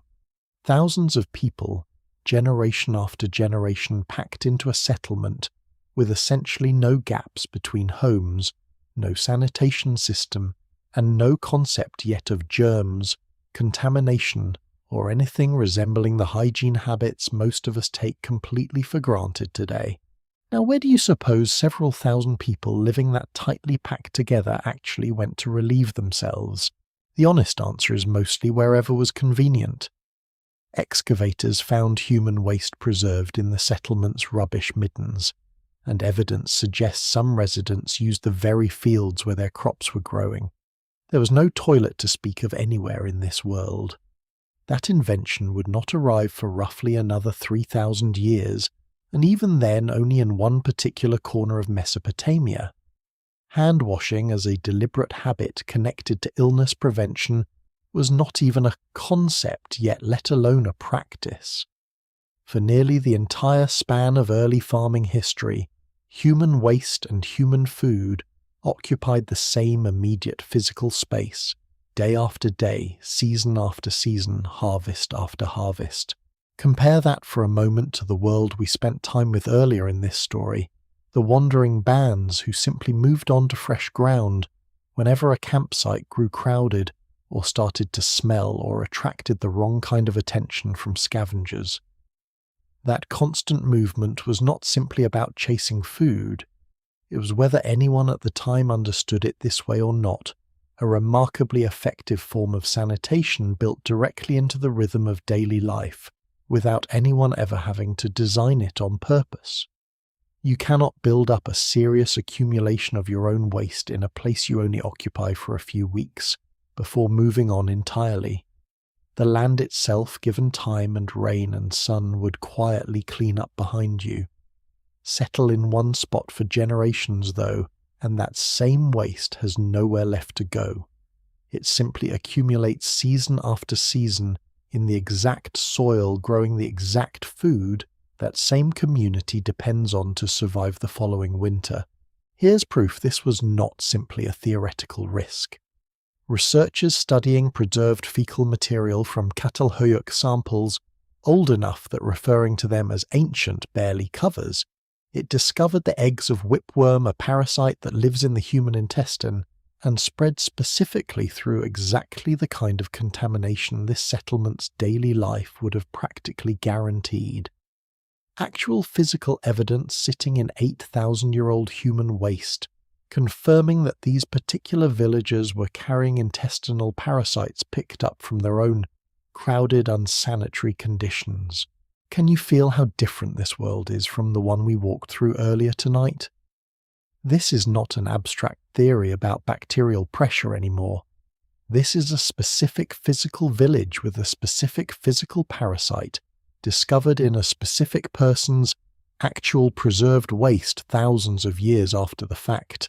Researchers working with ancient genetic material have found other even more specific fingerprints of this shift, cases so precise they can practically be dated to the individual.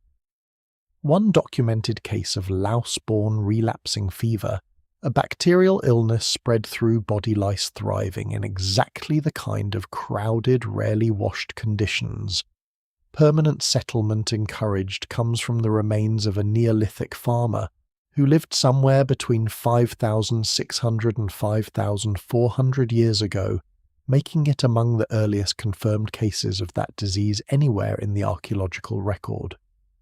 A single person, a single infection, a single small data point, and yet it fits so precisely into the larger pattern we're describing tonight that it feels almost like the past leaving us a note, and parasites were only one piece of a much larger, much stranger transformation, happening at exactly this moment in human history.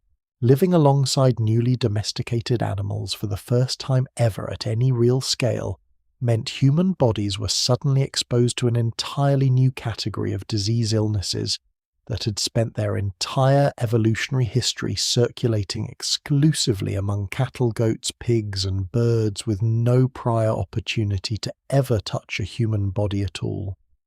Measles researchers now believe evolved from a cattle disease called rinderpest, likely making that jump sometime around the 6th century before the Common Era, once human settlements finally grew dense enough to sustain it once it arrived. Tuberculosis appears to trace back at least in part to a related bacterium circulating in cattle. Brucellosis, a serious bacterial illness still affecting people today, spread through unpasteurized dairy and near contact with infected livestock, with its earliest confirmed cases in the human skeletal record appearing right around the same broad window we've been discussing all night. A striking piece of recent research makes this shift almost impossible to argue with. Scientists analysed genetic material recovered from the teeth and bones of over 1,000 ancient individuals, spanning nearly 40,000 years of human history in total. Before animal domestication, this kind of animal-to-human disease was essentially invisible in the record, vanishingly rare. After it, the numbers climbed steadily, reaching what researchers describe as a genuine peak in zoonotic disease around 5,000 years ago, right in the thick of early farming and herding life across large parts of Eurasia. Historians studying this broader pattern have estimated that domesticated animals taken together ultimately became the source of well over 100 distinct diseases capable of jumping into human bodies, a genuine catalogue of new biological threats that simply did not exist for the vast majority of human evolutionary history. And here is the detail I think ties this whole night together most tightly. Among the specific pathogens researchers have traced directly to the rise of herding and animal husbandry is a particular strain of Salmonella, the exact bacterial family we discussed a little while ago. The one that particular gene tied to celiac disease risk appears to offer real documented protection against. This is not a coincidental pairing of two unrelated facts I am forcing together for the sake of a tidy ending. Salmonella exposure truly did rise sharply as people began living alongside herded animals. The immune trait that helped a body survive that exact threat was at the very same moment in history becoming more valuable than it had ever been before. There is a wonderfully dark little postscript to this part of the story too, one I cannot resist sharing, because I think it complicates any tidy assumption that things simply improved in a straight line from here. You might assume that later civilizations, ones we tend to associate with genuine sophistication, aqueducts, public baths, organized waste management, would have solved this problem eventually. The Romans famously built extensive plumbing and took considerable pride in public bathing, an entire culture built partly around the ritual of communal cleanliness. And yet, when researchers examined parasite evidence from Roman-era remains spanning multiple sites across the empire, they found these supposedly hygienic citizens were, if anything, more heavily infested with intestinal worms than many of the less sophisticated societies that came both before and after them. The leading explanations involve fertilizing crops with human waste collected from those same tidy cities, and politely put whatever assorted business occasionally happened inside those famous communal baths shared by hundreds of strangers a day, refreshed considerably less often than modern sensibilities would ever tolerate. Progress, it turns out, is rarely as tidy or as linear as the story we like to tell about it. Have you ever assumed a more advanced, more organized version of something automatically meant a healthier one? I think most of us do instinctively, and the Roman worm problem is a fairly delightful reminder that sophistication and cleanliness do not always travel together quite as neatly as we would like to believe. Let's step back now and put the full shape of this environment together, because I think it finally answers the question we were left holding on to after our last stop in this story. A world of permanent crowded settlements, human waste with nowhere left to go, fields doubling as toilets, grain stores drawing in rodents night after night, and the fleas and diseases those rodents inevitably carried in with them into buildings people slept inside just a few feet away. Domesticated animals living in near daily contact with their owners, quietly incubating entirely new categories of illness that had never once had the opportunity to infect a human body before. This was the actual physical daily texture of the world that shaped the immune systems we still carry inside us today. Not a single dramatic outbreak remembered and named and written into history. A low, constant hum of exposure year after year, generation after generation, quietly deciding which immune systems got to pass themselves on to the next one. There is a term researchers use for what happens when a body's inherited traits shaped by one set of conditions end up operating inside a completely different set of conditions generations later. They call it evolutionary mismatch. The genes are not malfunctioning exactly. They are simply still calibrated for a world that, for a large share of people watching this tonight, no longer exists in anything like the same form. A hair-trigger immune system built for a village overflowing with waste parasites and unfamiliar animal disease is still running inside bodies that mostly live somewhere with clean water refrigeration and modern sewage systems.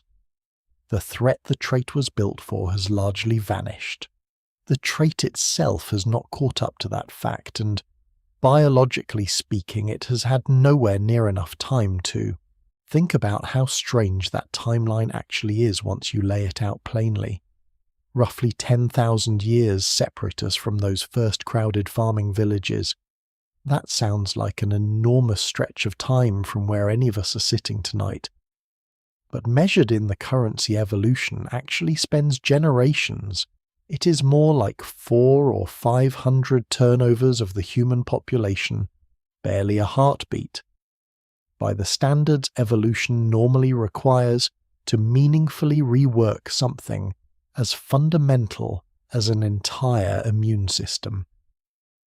Modern sanitation, by comparison, is only a couple of centuries old in most of the world, refrigeration barely 100 years old, and truly widespread clean water infrastructure newer still in enormous parts of the globe. The environment changed in evolutionary terms essentially overnight. The genes simply have not had the runway to notice yet. I find something almost poignant in that if I let myself sit with it for a moment. For thousands of years, this particular genetic trade was on balance, quietly saving more lives than it cost an invisible bargain nobody needed to examine too closely, because the alternative, dying young from dysentery or a livestock-borne infection, was so much more immediate and so much more visible. Nobody in a Neolithic village was ever going to sit around wondering why their digestive system reacted strongly to bread, not when half the children around them were dying of things with far more obvious, far more urgent causes. It is only now, once we have gone and solved most of the ancient problem this trait was built to handle, that its remaining cost has become visible enough to notice, name, and finally begin treating properly.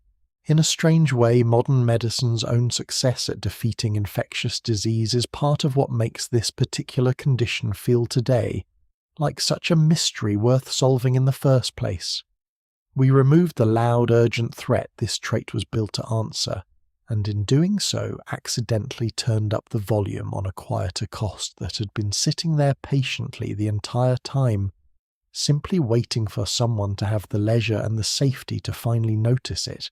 That shift from an invisible, worthwhile cost to a suddenly very visible modern problem is not the end of this story either, because the world has kept changing since those crowded Neolithic villages, and so in some fairly surprising ways has this disease itself.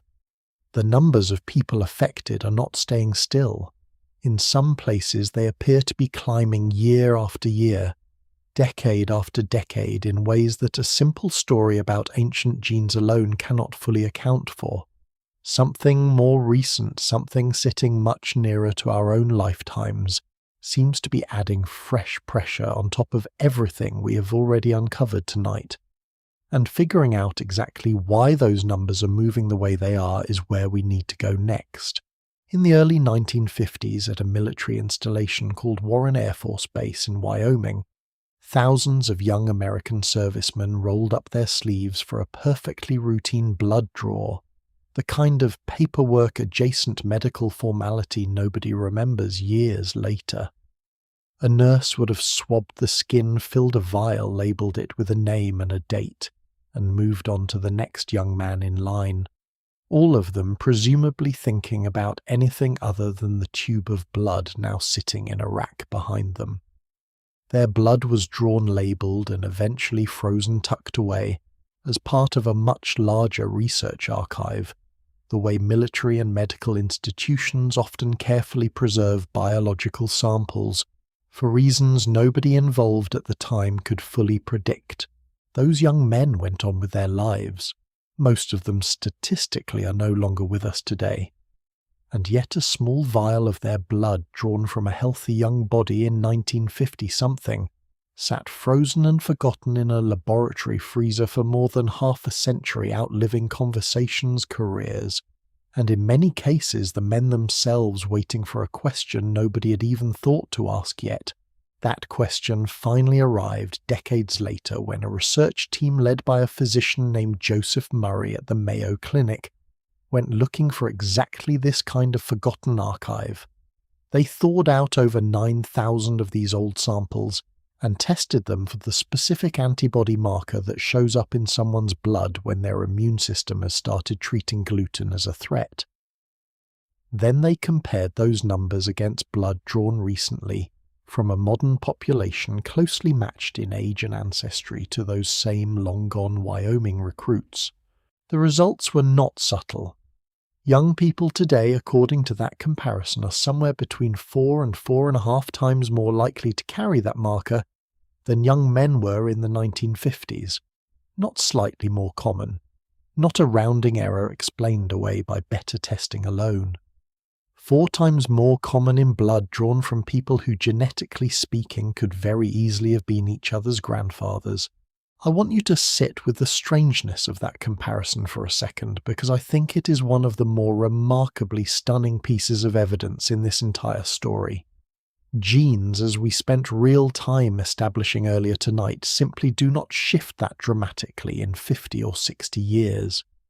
Evolution does not work on the timescale of a single human lifetime. Whatever caused that 4-fold jump was not written into anyone's inherited blueprint. It happened to bodies that were biologically essentially identical to the ones tested decades earlier.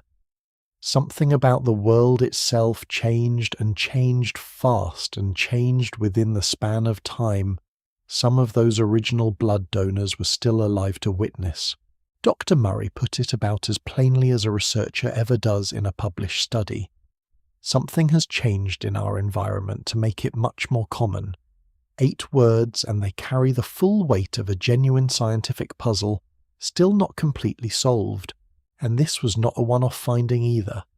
Follow-up research tracking prevalence across multiple countries over multiple decades has repeatedly found the same unsettling pattern, rates roughly doubling every 15 years or so in one population after another across different continents, different diets and different healthcare systems.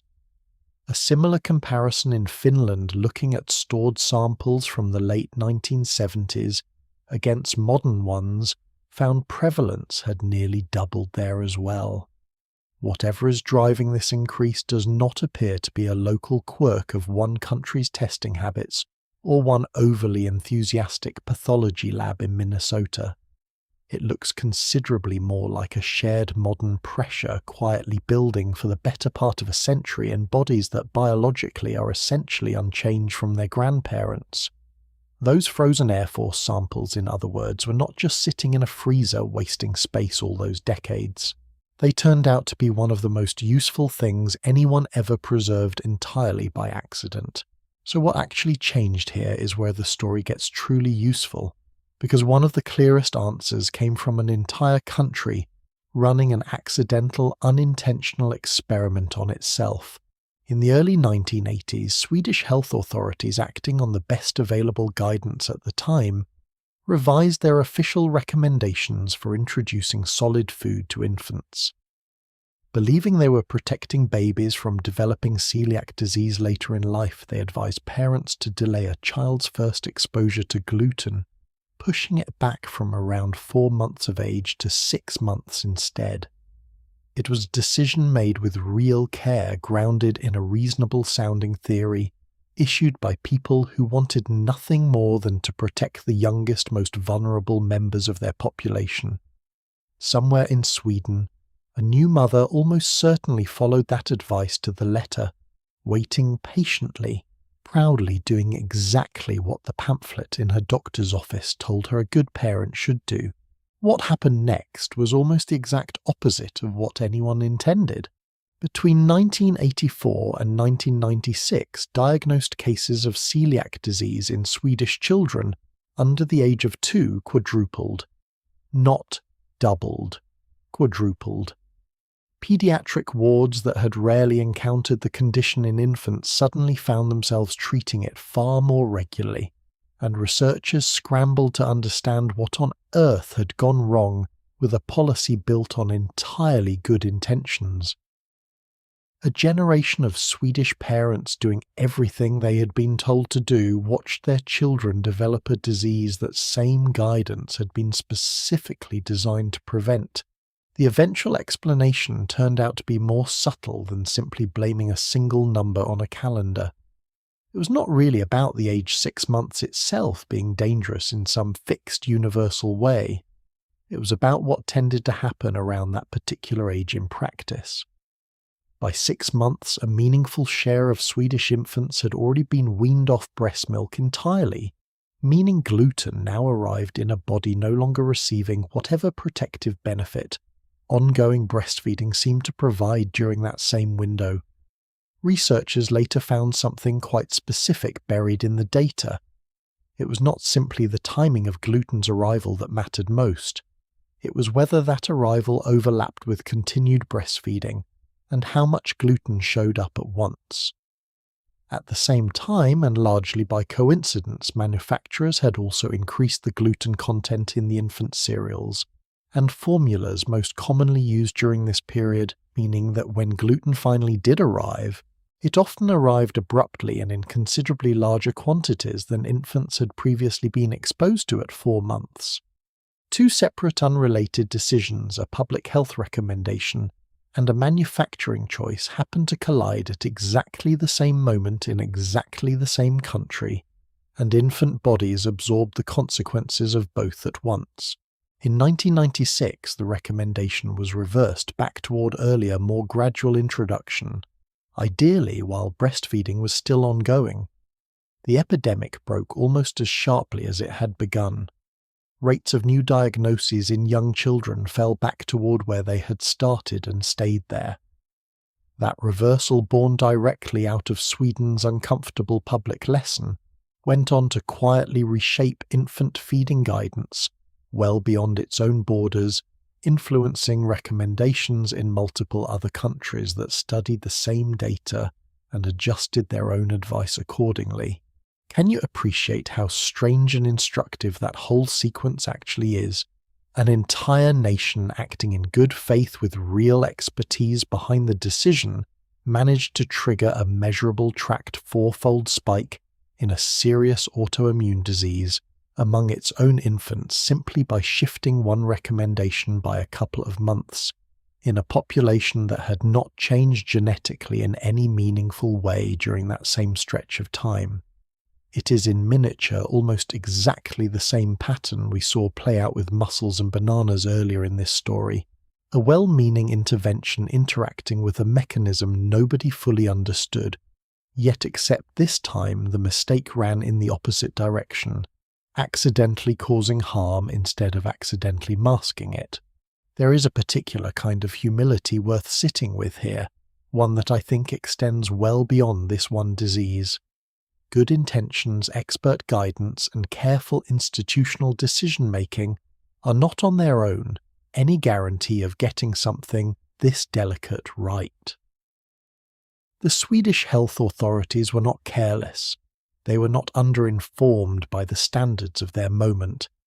They made a reasonable evidence-adjacent decision based on truly careful thinking, and the immune system's actual rules for building tolerance turned out to be more particular, more easily disrupted than anyone fully appreciated, until real children had already been affected. I think about how often this same pattern shows up across the history of medicine. Come to think of it, well-meaning advice built on the best evidence available at a given moment later revealed to have been subtly, sometimes tragically incomplete. It rarely comes from malice or laziness. It comes from the simple, humbling fact that biology is enormously complicated, and that certainty in a field this intricate often arrives only in hindsight long after the guidance has already shaped a generation of small developing bodies. Sweden deserves real credit, in my opinion, for the second half of this story just as much as the first. They noticed the pattern, investigated it, honestly reversed course quickly once the evidence became clear, and then published the whole uncomfortable episode for the rest of the world to learn from. That kind of institutional honesty, admitting a well-intentioned policy caused real harm, and correcting it in public is rarer than it should be. Now, I want to gently correct something you may have heard elsewhere because I think it matters, and because getting this specific detail right is part of taking this story seriously. A popular theory floating around suggests modern wheat itself has simply been bred deliberately and steadily to contain dramatically more gluten than the wheat your great-grandparents ate, as though seed companies engineered this crisis directly for profit. It is a tidy, satisfying explanation, the kind that gives you a clear villain and a clear place to direct your frustration. It also is not well supported by the evidence researchers have actually gathered. Careful comparisons of wheat protein content across the decades have not found the dramatic consistent rise in gluten levels this theory would require. Wheat breeding over the past century has absolutely changed the crop in real ways. Taller plants became shorter and sturdier, yields climbed substantially, resistance to disease and drought improved considerably. But the specific claim that breeders deliberately or even accidentally loaded modern wheat with far more gluten does not hold up nearly as cleanly as the theory's popularity on the internet might suggest. I would rather hand you an honest, slightly less satisfying answer than a tidy villain that the evidence does not actually support. What has truly changed, though, is how much of our daily food supply quietly contains gluten at all. Modern industrial food processing uses wheat-derived ingredients as a remarkably common binder thickener and filler tucked into sauces, dressings, processed meats, soups, and dozens of other products that have nothing to do with bread on the surface. It is entirely possible for total gluten exposure across an ordinary modern day to run considerably higher than it once did, not because any single mouthful is more dangerous, but because gluten has quietly worked its way into a far wider share of the overall food system than it ever occupied a century ago, when most meals were built from scratch out of a much shorter, much more recognizable list of ingredients. Here's a question worth turning over for a moment. How many separate products do you think you have eaten just this week that contained some form of wheat without you ever consciously choosing bread at all? For most people, myself very much included, until I actually looked into this properly, the honest answer is uncomfortably hard to pin down.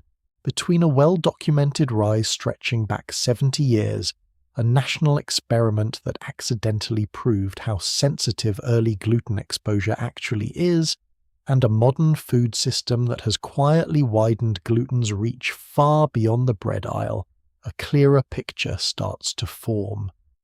This was never going to be explained by one single cause, and I think by this point in the night that should not surprise you in the slightest. Almost nothing in this entire story has ever come down to one tidy villain. It has always been several ordinary things arriving together at exactly the wrong moment, whether we are talking about a single body 2,000 years ago or an entire nation's infants in the 1980s. We have now walked through where this disease came from, why the body does what it does, and why its numbers keep climbing in front of us in real time, decade after decade, in samples of frozen blood and national health records alike. What remains is the part of the story that matters most, the one closest to home. What all of this actually means for the people living with it today right now, possibly including someone in your own life without either of you fully realizing it yet. A few years ago, in a fairly ordinary household somewhere in North America, a teenager sat down for a blood draw she honestly did not think she needed. Her mother had just been diagnosed with celiac disease after a long, frustrating stretch of her own unexplained symptoms finally got taken seriously. Years of appointments, a handful of misdiagnoses along the way, the same weary pattern we have circled back to more than once tonight. And because doctors now understand how strongly this condition runs in families, the recommendation that followed her mother's diagnosis was simple, almost procedural. Everyone in the immediate family should get tested too, whether or not they felt sick. The teenager felt completely fine. No stomach trouble, no fatigue worth mentioning, nothing that would have ever on its own sent her looking for answers. She sat in the waiting room, scrolling her phone, half annoyed at losing an afternoon to a test she was confident would come back clean, agreeing to it mostly to support her mother rather than out of any real concern for herself. The test came back positive, so did a follow-up biopsy. Her small intestine, it turned out, had already sustained real measurable damage quietly, for who knows how long, without producing a single symptom she'd ever consciously noticed. I want to sit with that for a second, because I think it is one of the more truly unsettling implications of everything we have covered tonight. This was not a story about ignoring warning signs. There were none to ignore. Her body had been managing real ongoing harm entirely behind the scenes, and the only reason anyone ever found out was that someone else in her family happened to get sick first. This pattern, family testing cascading outward from a single diagnosis, has become one of the more effective tools doctors actually have for catching this disease early. We touched earlier on the fact that a first-degree relative of someone with celiac disease carries something like a 1 in 10 chance of having it themselves, a figure considerably higher than the roughly 1 in 100 risk facing the general population. What that statistic looks like in an actual living room is a mother's diagnosis quietly becoming her daughter's diagnosis too, discovered not through suffering but through a simple blood draw taken out of family loyalty more than personal concern. Multiply that single household by every other family receiving a similar diagnosis this year, and you start to see something like a quiet, ongoing public health success story unfolding in doctors' offices everywhere, largely without headlines, one family at a time. Can I ask you something? If someone dear to you were diagnosed with a serious inherited condition tomorrow, would you actually follow through and get yourself tested? Even feeling completely fine, I would like to think I would. I am honestly not entirely certain I always have with other things in my own life. Let's talk about what actually happens after a diagnosis like that, because I think the practical daily texture of living with this disease deserves real attention, not just a passing mention of a diet plan. The only treatment, as we've touched on throughout tonight, is a strict lifelong avoidance of gluten. That sounds simple enough as a sentence. In practice, it turns into something more like a full-time low-grade research project. Wheat, barley and rye show up under names most people have never learned to recognize on an ingredient label. Malt flavoring modified food starch, certain soy sauces, hydrolyzed vegetable protein, some brands of oats processed on shared equipment despite containing no gluten themselves. A trip to an ordinary grocery store for someone newly diagnosed often means standing in an aisle for considerably longer than expected, phone out squinting at ingredient lists that were never designed with this kind of scrutiny in mind, learning an entirely new vocabulary just to buy groceries safely. Eating outside the home adds its own particular weight. A kitchen that fries French fries in the same oil used for breaded chicken has functionally contaminated those fries for someone with this condition, even though nothing about the fries themselves would raise a single red flag for anyone else at the table. A wooden cutting board that once touched regular bread can carry enough residue to matter long after it looks perfectly clean. holidays built almost entirely around bread and cake and pasta, past family style can turn from comfort into quiet, exhausting vigilance.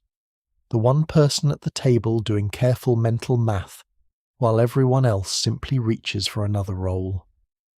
Travel to unfamiliar countries where language barriers make asking the right questions considerably harder adds another layer entirely, and more than one traveller with this condition has learned to carry a small card printed in the local language, simply explaining what they cannot safely eat. None of this is life-threatening in the dramatic immediate sense. It is something quieter and in its own way more demanding a low hum of constant attention that most people around the table never have to think about even once.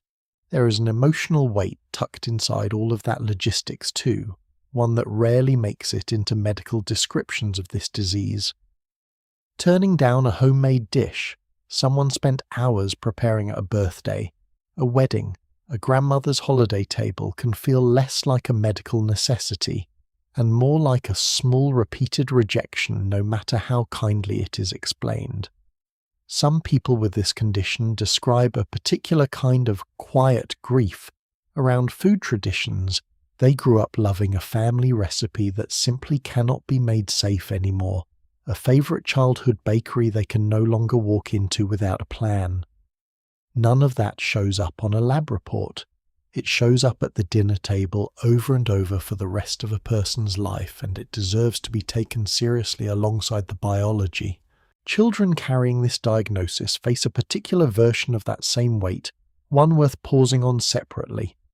A birthday party built around a shared sheet cake, a school cafeteria with no real way to guarantee a safe meal, a classroom Halloween party where every other child simply grabs candy without a second thought. These ordinary childhood moments become small daily negotiations for a kid managing this condition, often before they are even old enough to fully understand why. Parents describe packing separate snacks for every field trip, reading labels in parking lots before school events, quietly training a 6 or 7-year-old to ask an adult stranger detailed questions about ingredients, a level of vigilance most children that age are never asked to carry about anything. Many of these kids grow into remarkably self-possessed teenagers and adults precisely because of it, fluent in reading labels and advocating for themselves years before their peers ever have to develop that particular skill. It is not a childhood any parent would choose deliberately. Plenty of families report their children handling it with a kind of matter-of-fact resilience that puts the adults in the room to shame. There is real inequality tucked inside this story too, one worth naming honestly rather than glossing over. Research tracking how long it takes different groups of people to actually get diagnosed has found troubling gaps. Studies using large health insurance databases in the United States have found that Hispanic and Black patients, even when they already had symptoms that should have triggered testing under standard medical guidelines, waited noticeably longer for an actual diagnosis than white patients did, a gap measured in additional months of unexplained suffering, months that translate into more years of quiet intestinal damage, more missed iron, more unanswered fatigue.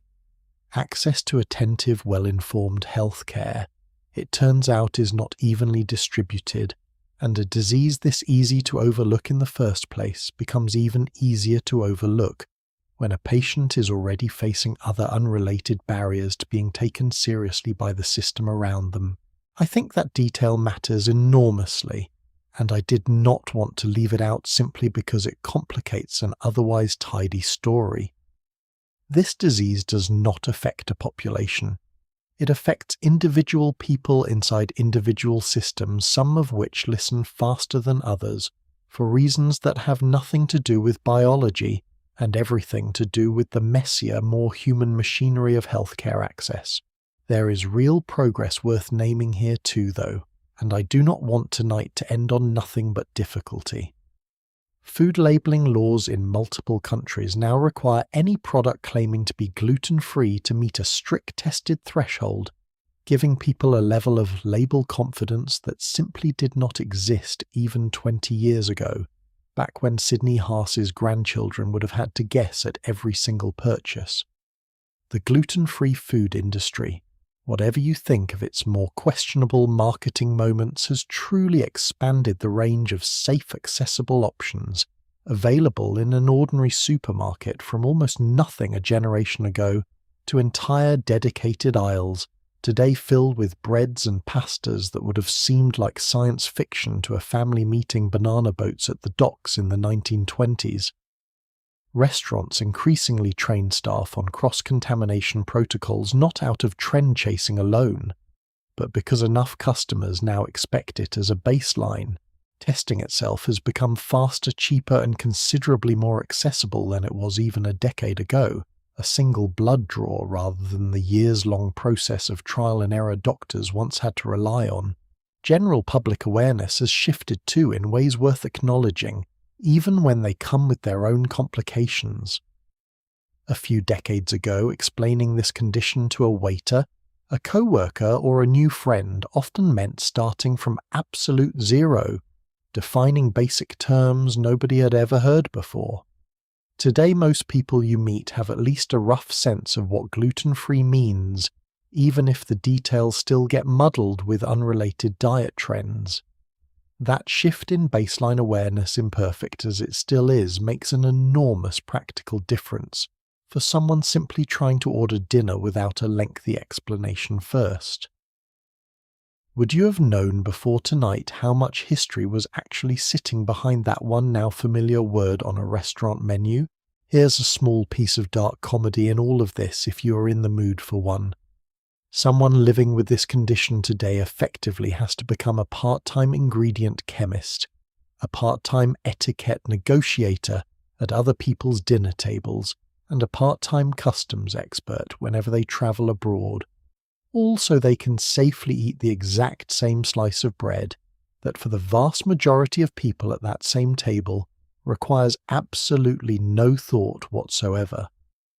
It is an enormous amount of quiet labour invisible to almost everyone except the person actually doing it, and that invisibility, I think, is worth naming directly before we wrap things up tonight. This is not a disease with a cast or a limp or any outward sign a stranger would ever notice. Someone could be sitting right next to you tonight managing all of this quietly, competently, without a single visible clue, simply because managing it quietly is often the only realistic option available to them. A little extra patience. The next time someone asks unusually detailed questions about what is actually in your dish might be worth extending. You're very possibly witnessing years of hard-won invisible expertise, not fussiness. I think about that teenager, sometimes the one who sat down for a blood test she was so sure would come back clean. She did not choose this any more than that young woman on the Tuscan coast chose it, or the Dutch children in that freezing hospital ward chose it, or the Swedish infants caught in the middle of a well-meaning policy chose it.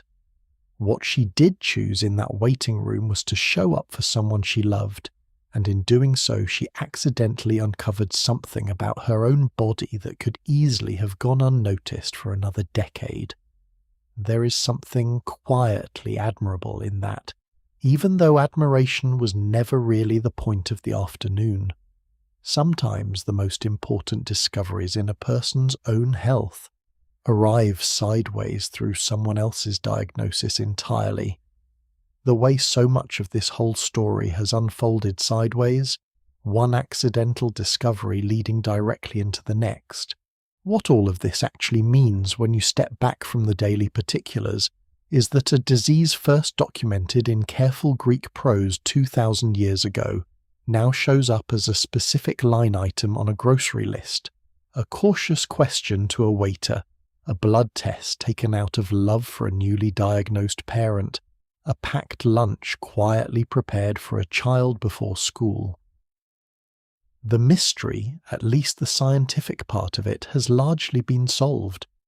What remains is simply the ordinary, unglamorous, entirely human work of living well within an answer that took 2 millennia to arrive.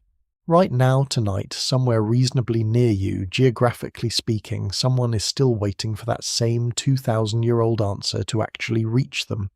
The science may be settled.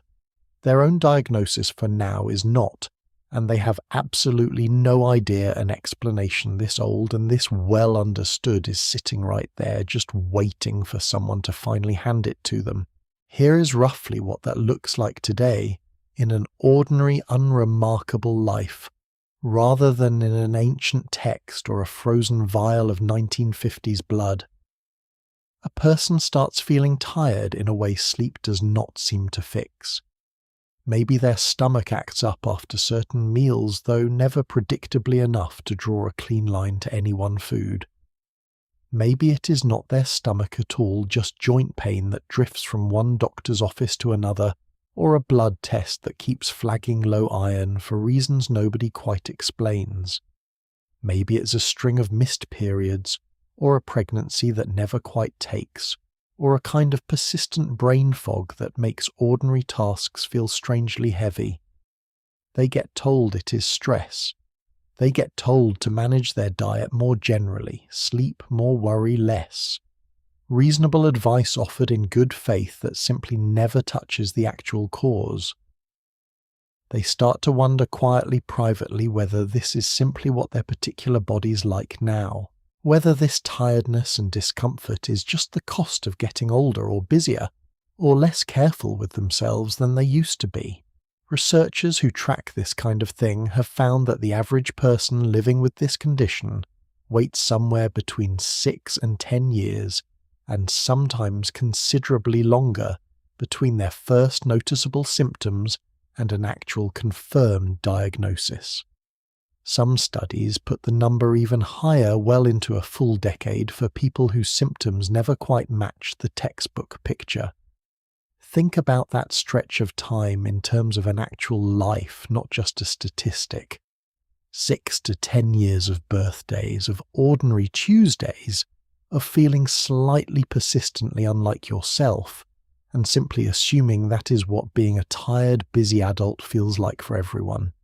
6 to 10 years of doctors doing their genuine best with the information in front of them, the same way Samuel G. did, the same way Areteus did, working carefully within the limits of what their particular moment in medicine actually allowed them to see clearly. Can I ask you something gently before we go any further?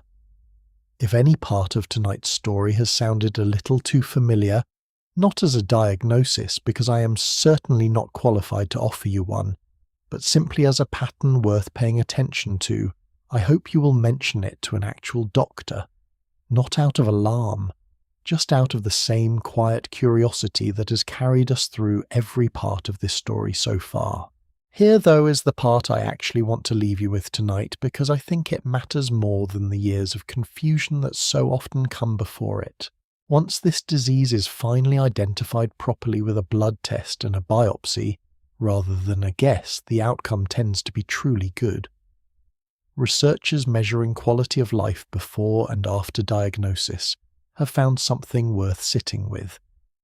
In the year before treatment finally began, people scored noticeably below general population averages on standard measures of well-being, exhausted, limited, quietly worn down by a body working against them. After diagnosis, after adopting a strict gluten-free way of eating, those same scores did not simply recover to an average baseline.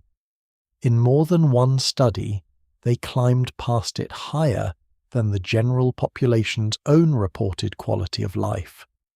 People who finally understood what had been happening to them, and who finally had a clear, actionable way to address it, often ended up doing better than people who never had this particular mystery to solve in the first place. Sit with that for a moment, because I think it deserves more than a passing mention. This is not a story where understanding the problem simply stops the bleeding, so to speak, and leaves a person permanently a little worse off than everyone around them. The body, once given the one thing it actually needed, tends to recover with a kind of quiet enthusiasm, rebuilding what it can, absorbing what it had been missing, often leaving a person feeling more capable, more themselves than they had felt in years. sometimes more than they had ever felt at all. I find that detail almost startling, if I am honest with you, and quietly hopeful in a way this story has not always allowed itself to be. All those centuries of confusion, all those doctors circling the right answer without ever quite landing on it, and once someone finally does land on it in an individual life, the story tends to end considerably better than it began.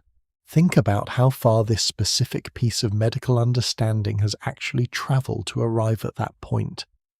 Areteus, watching his patients waste away in the 2nd century, convinced their bodies simply lacked internal heat.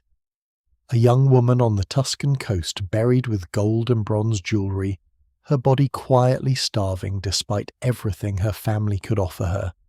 Samuel G. feeding a child a quart of Dutch mussels a day without ever suspecting the bread served alongside them. An entire generation of desperate parents meeting banana boats at the docks, certain they had finally found a cure.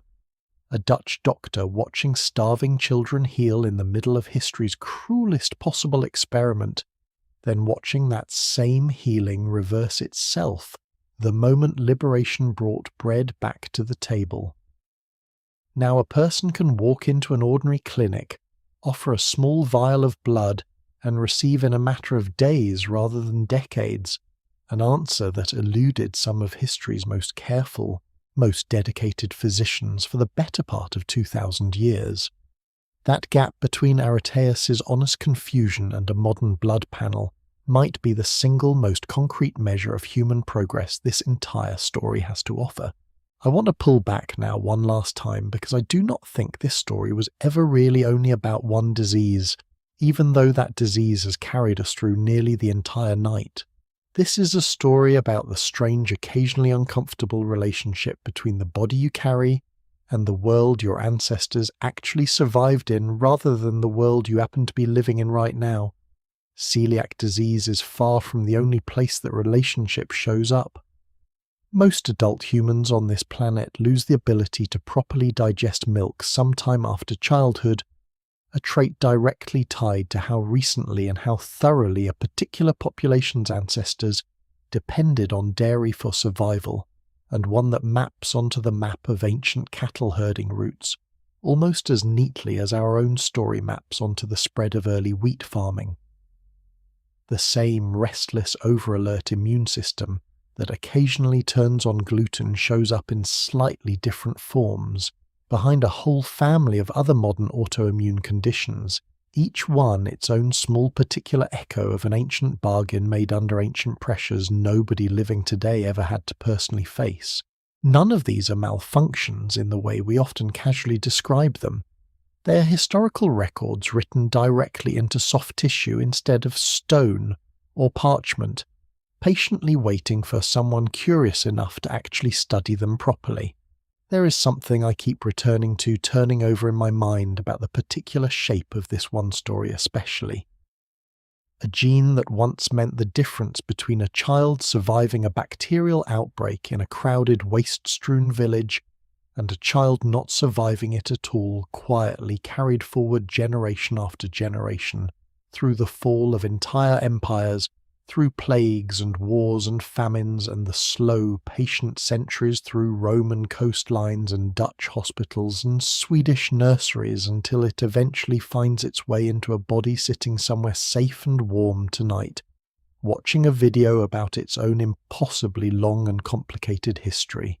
Think about everything that gene or one just like it in a different body actually had to survive to get here.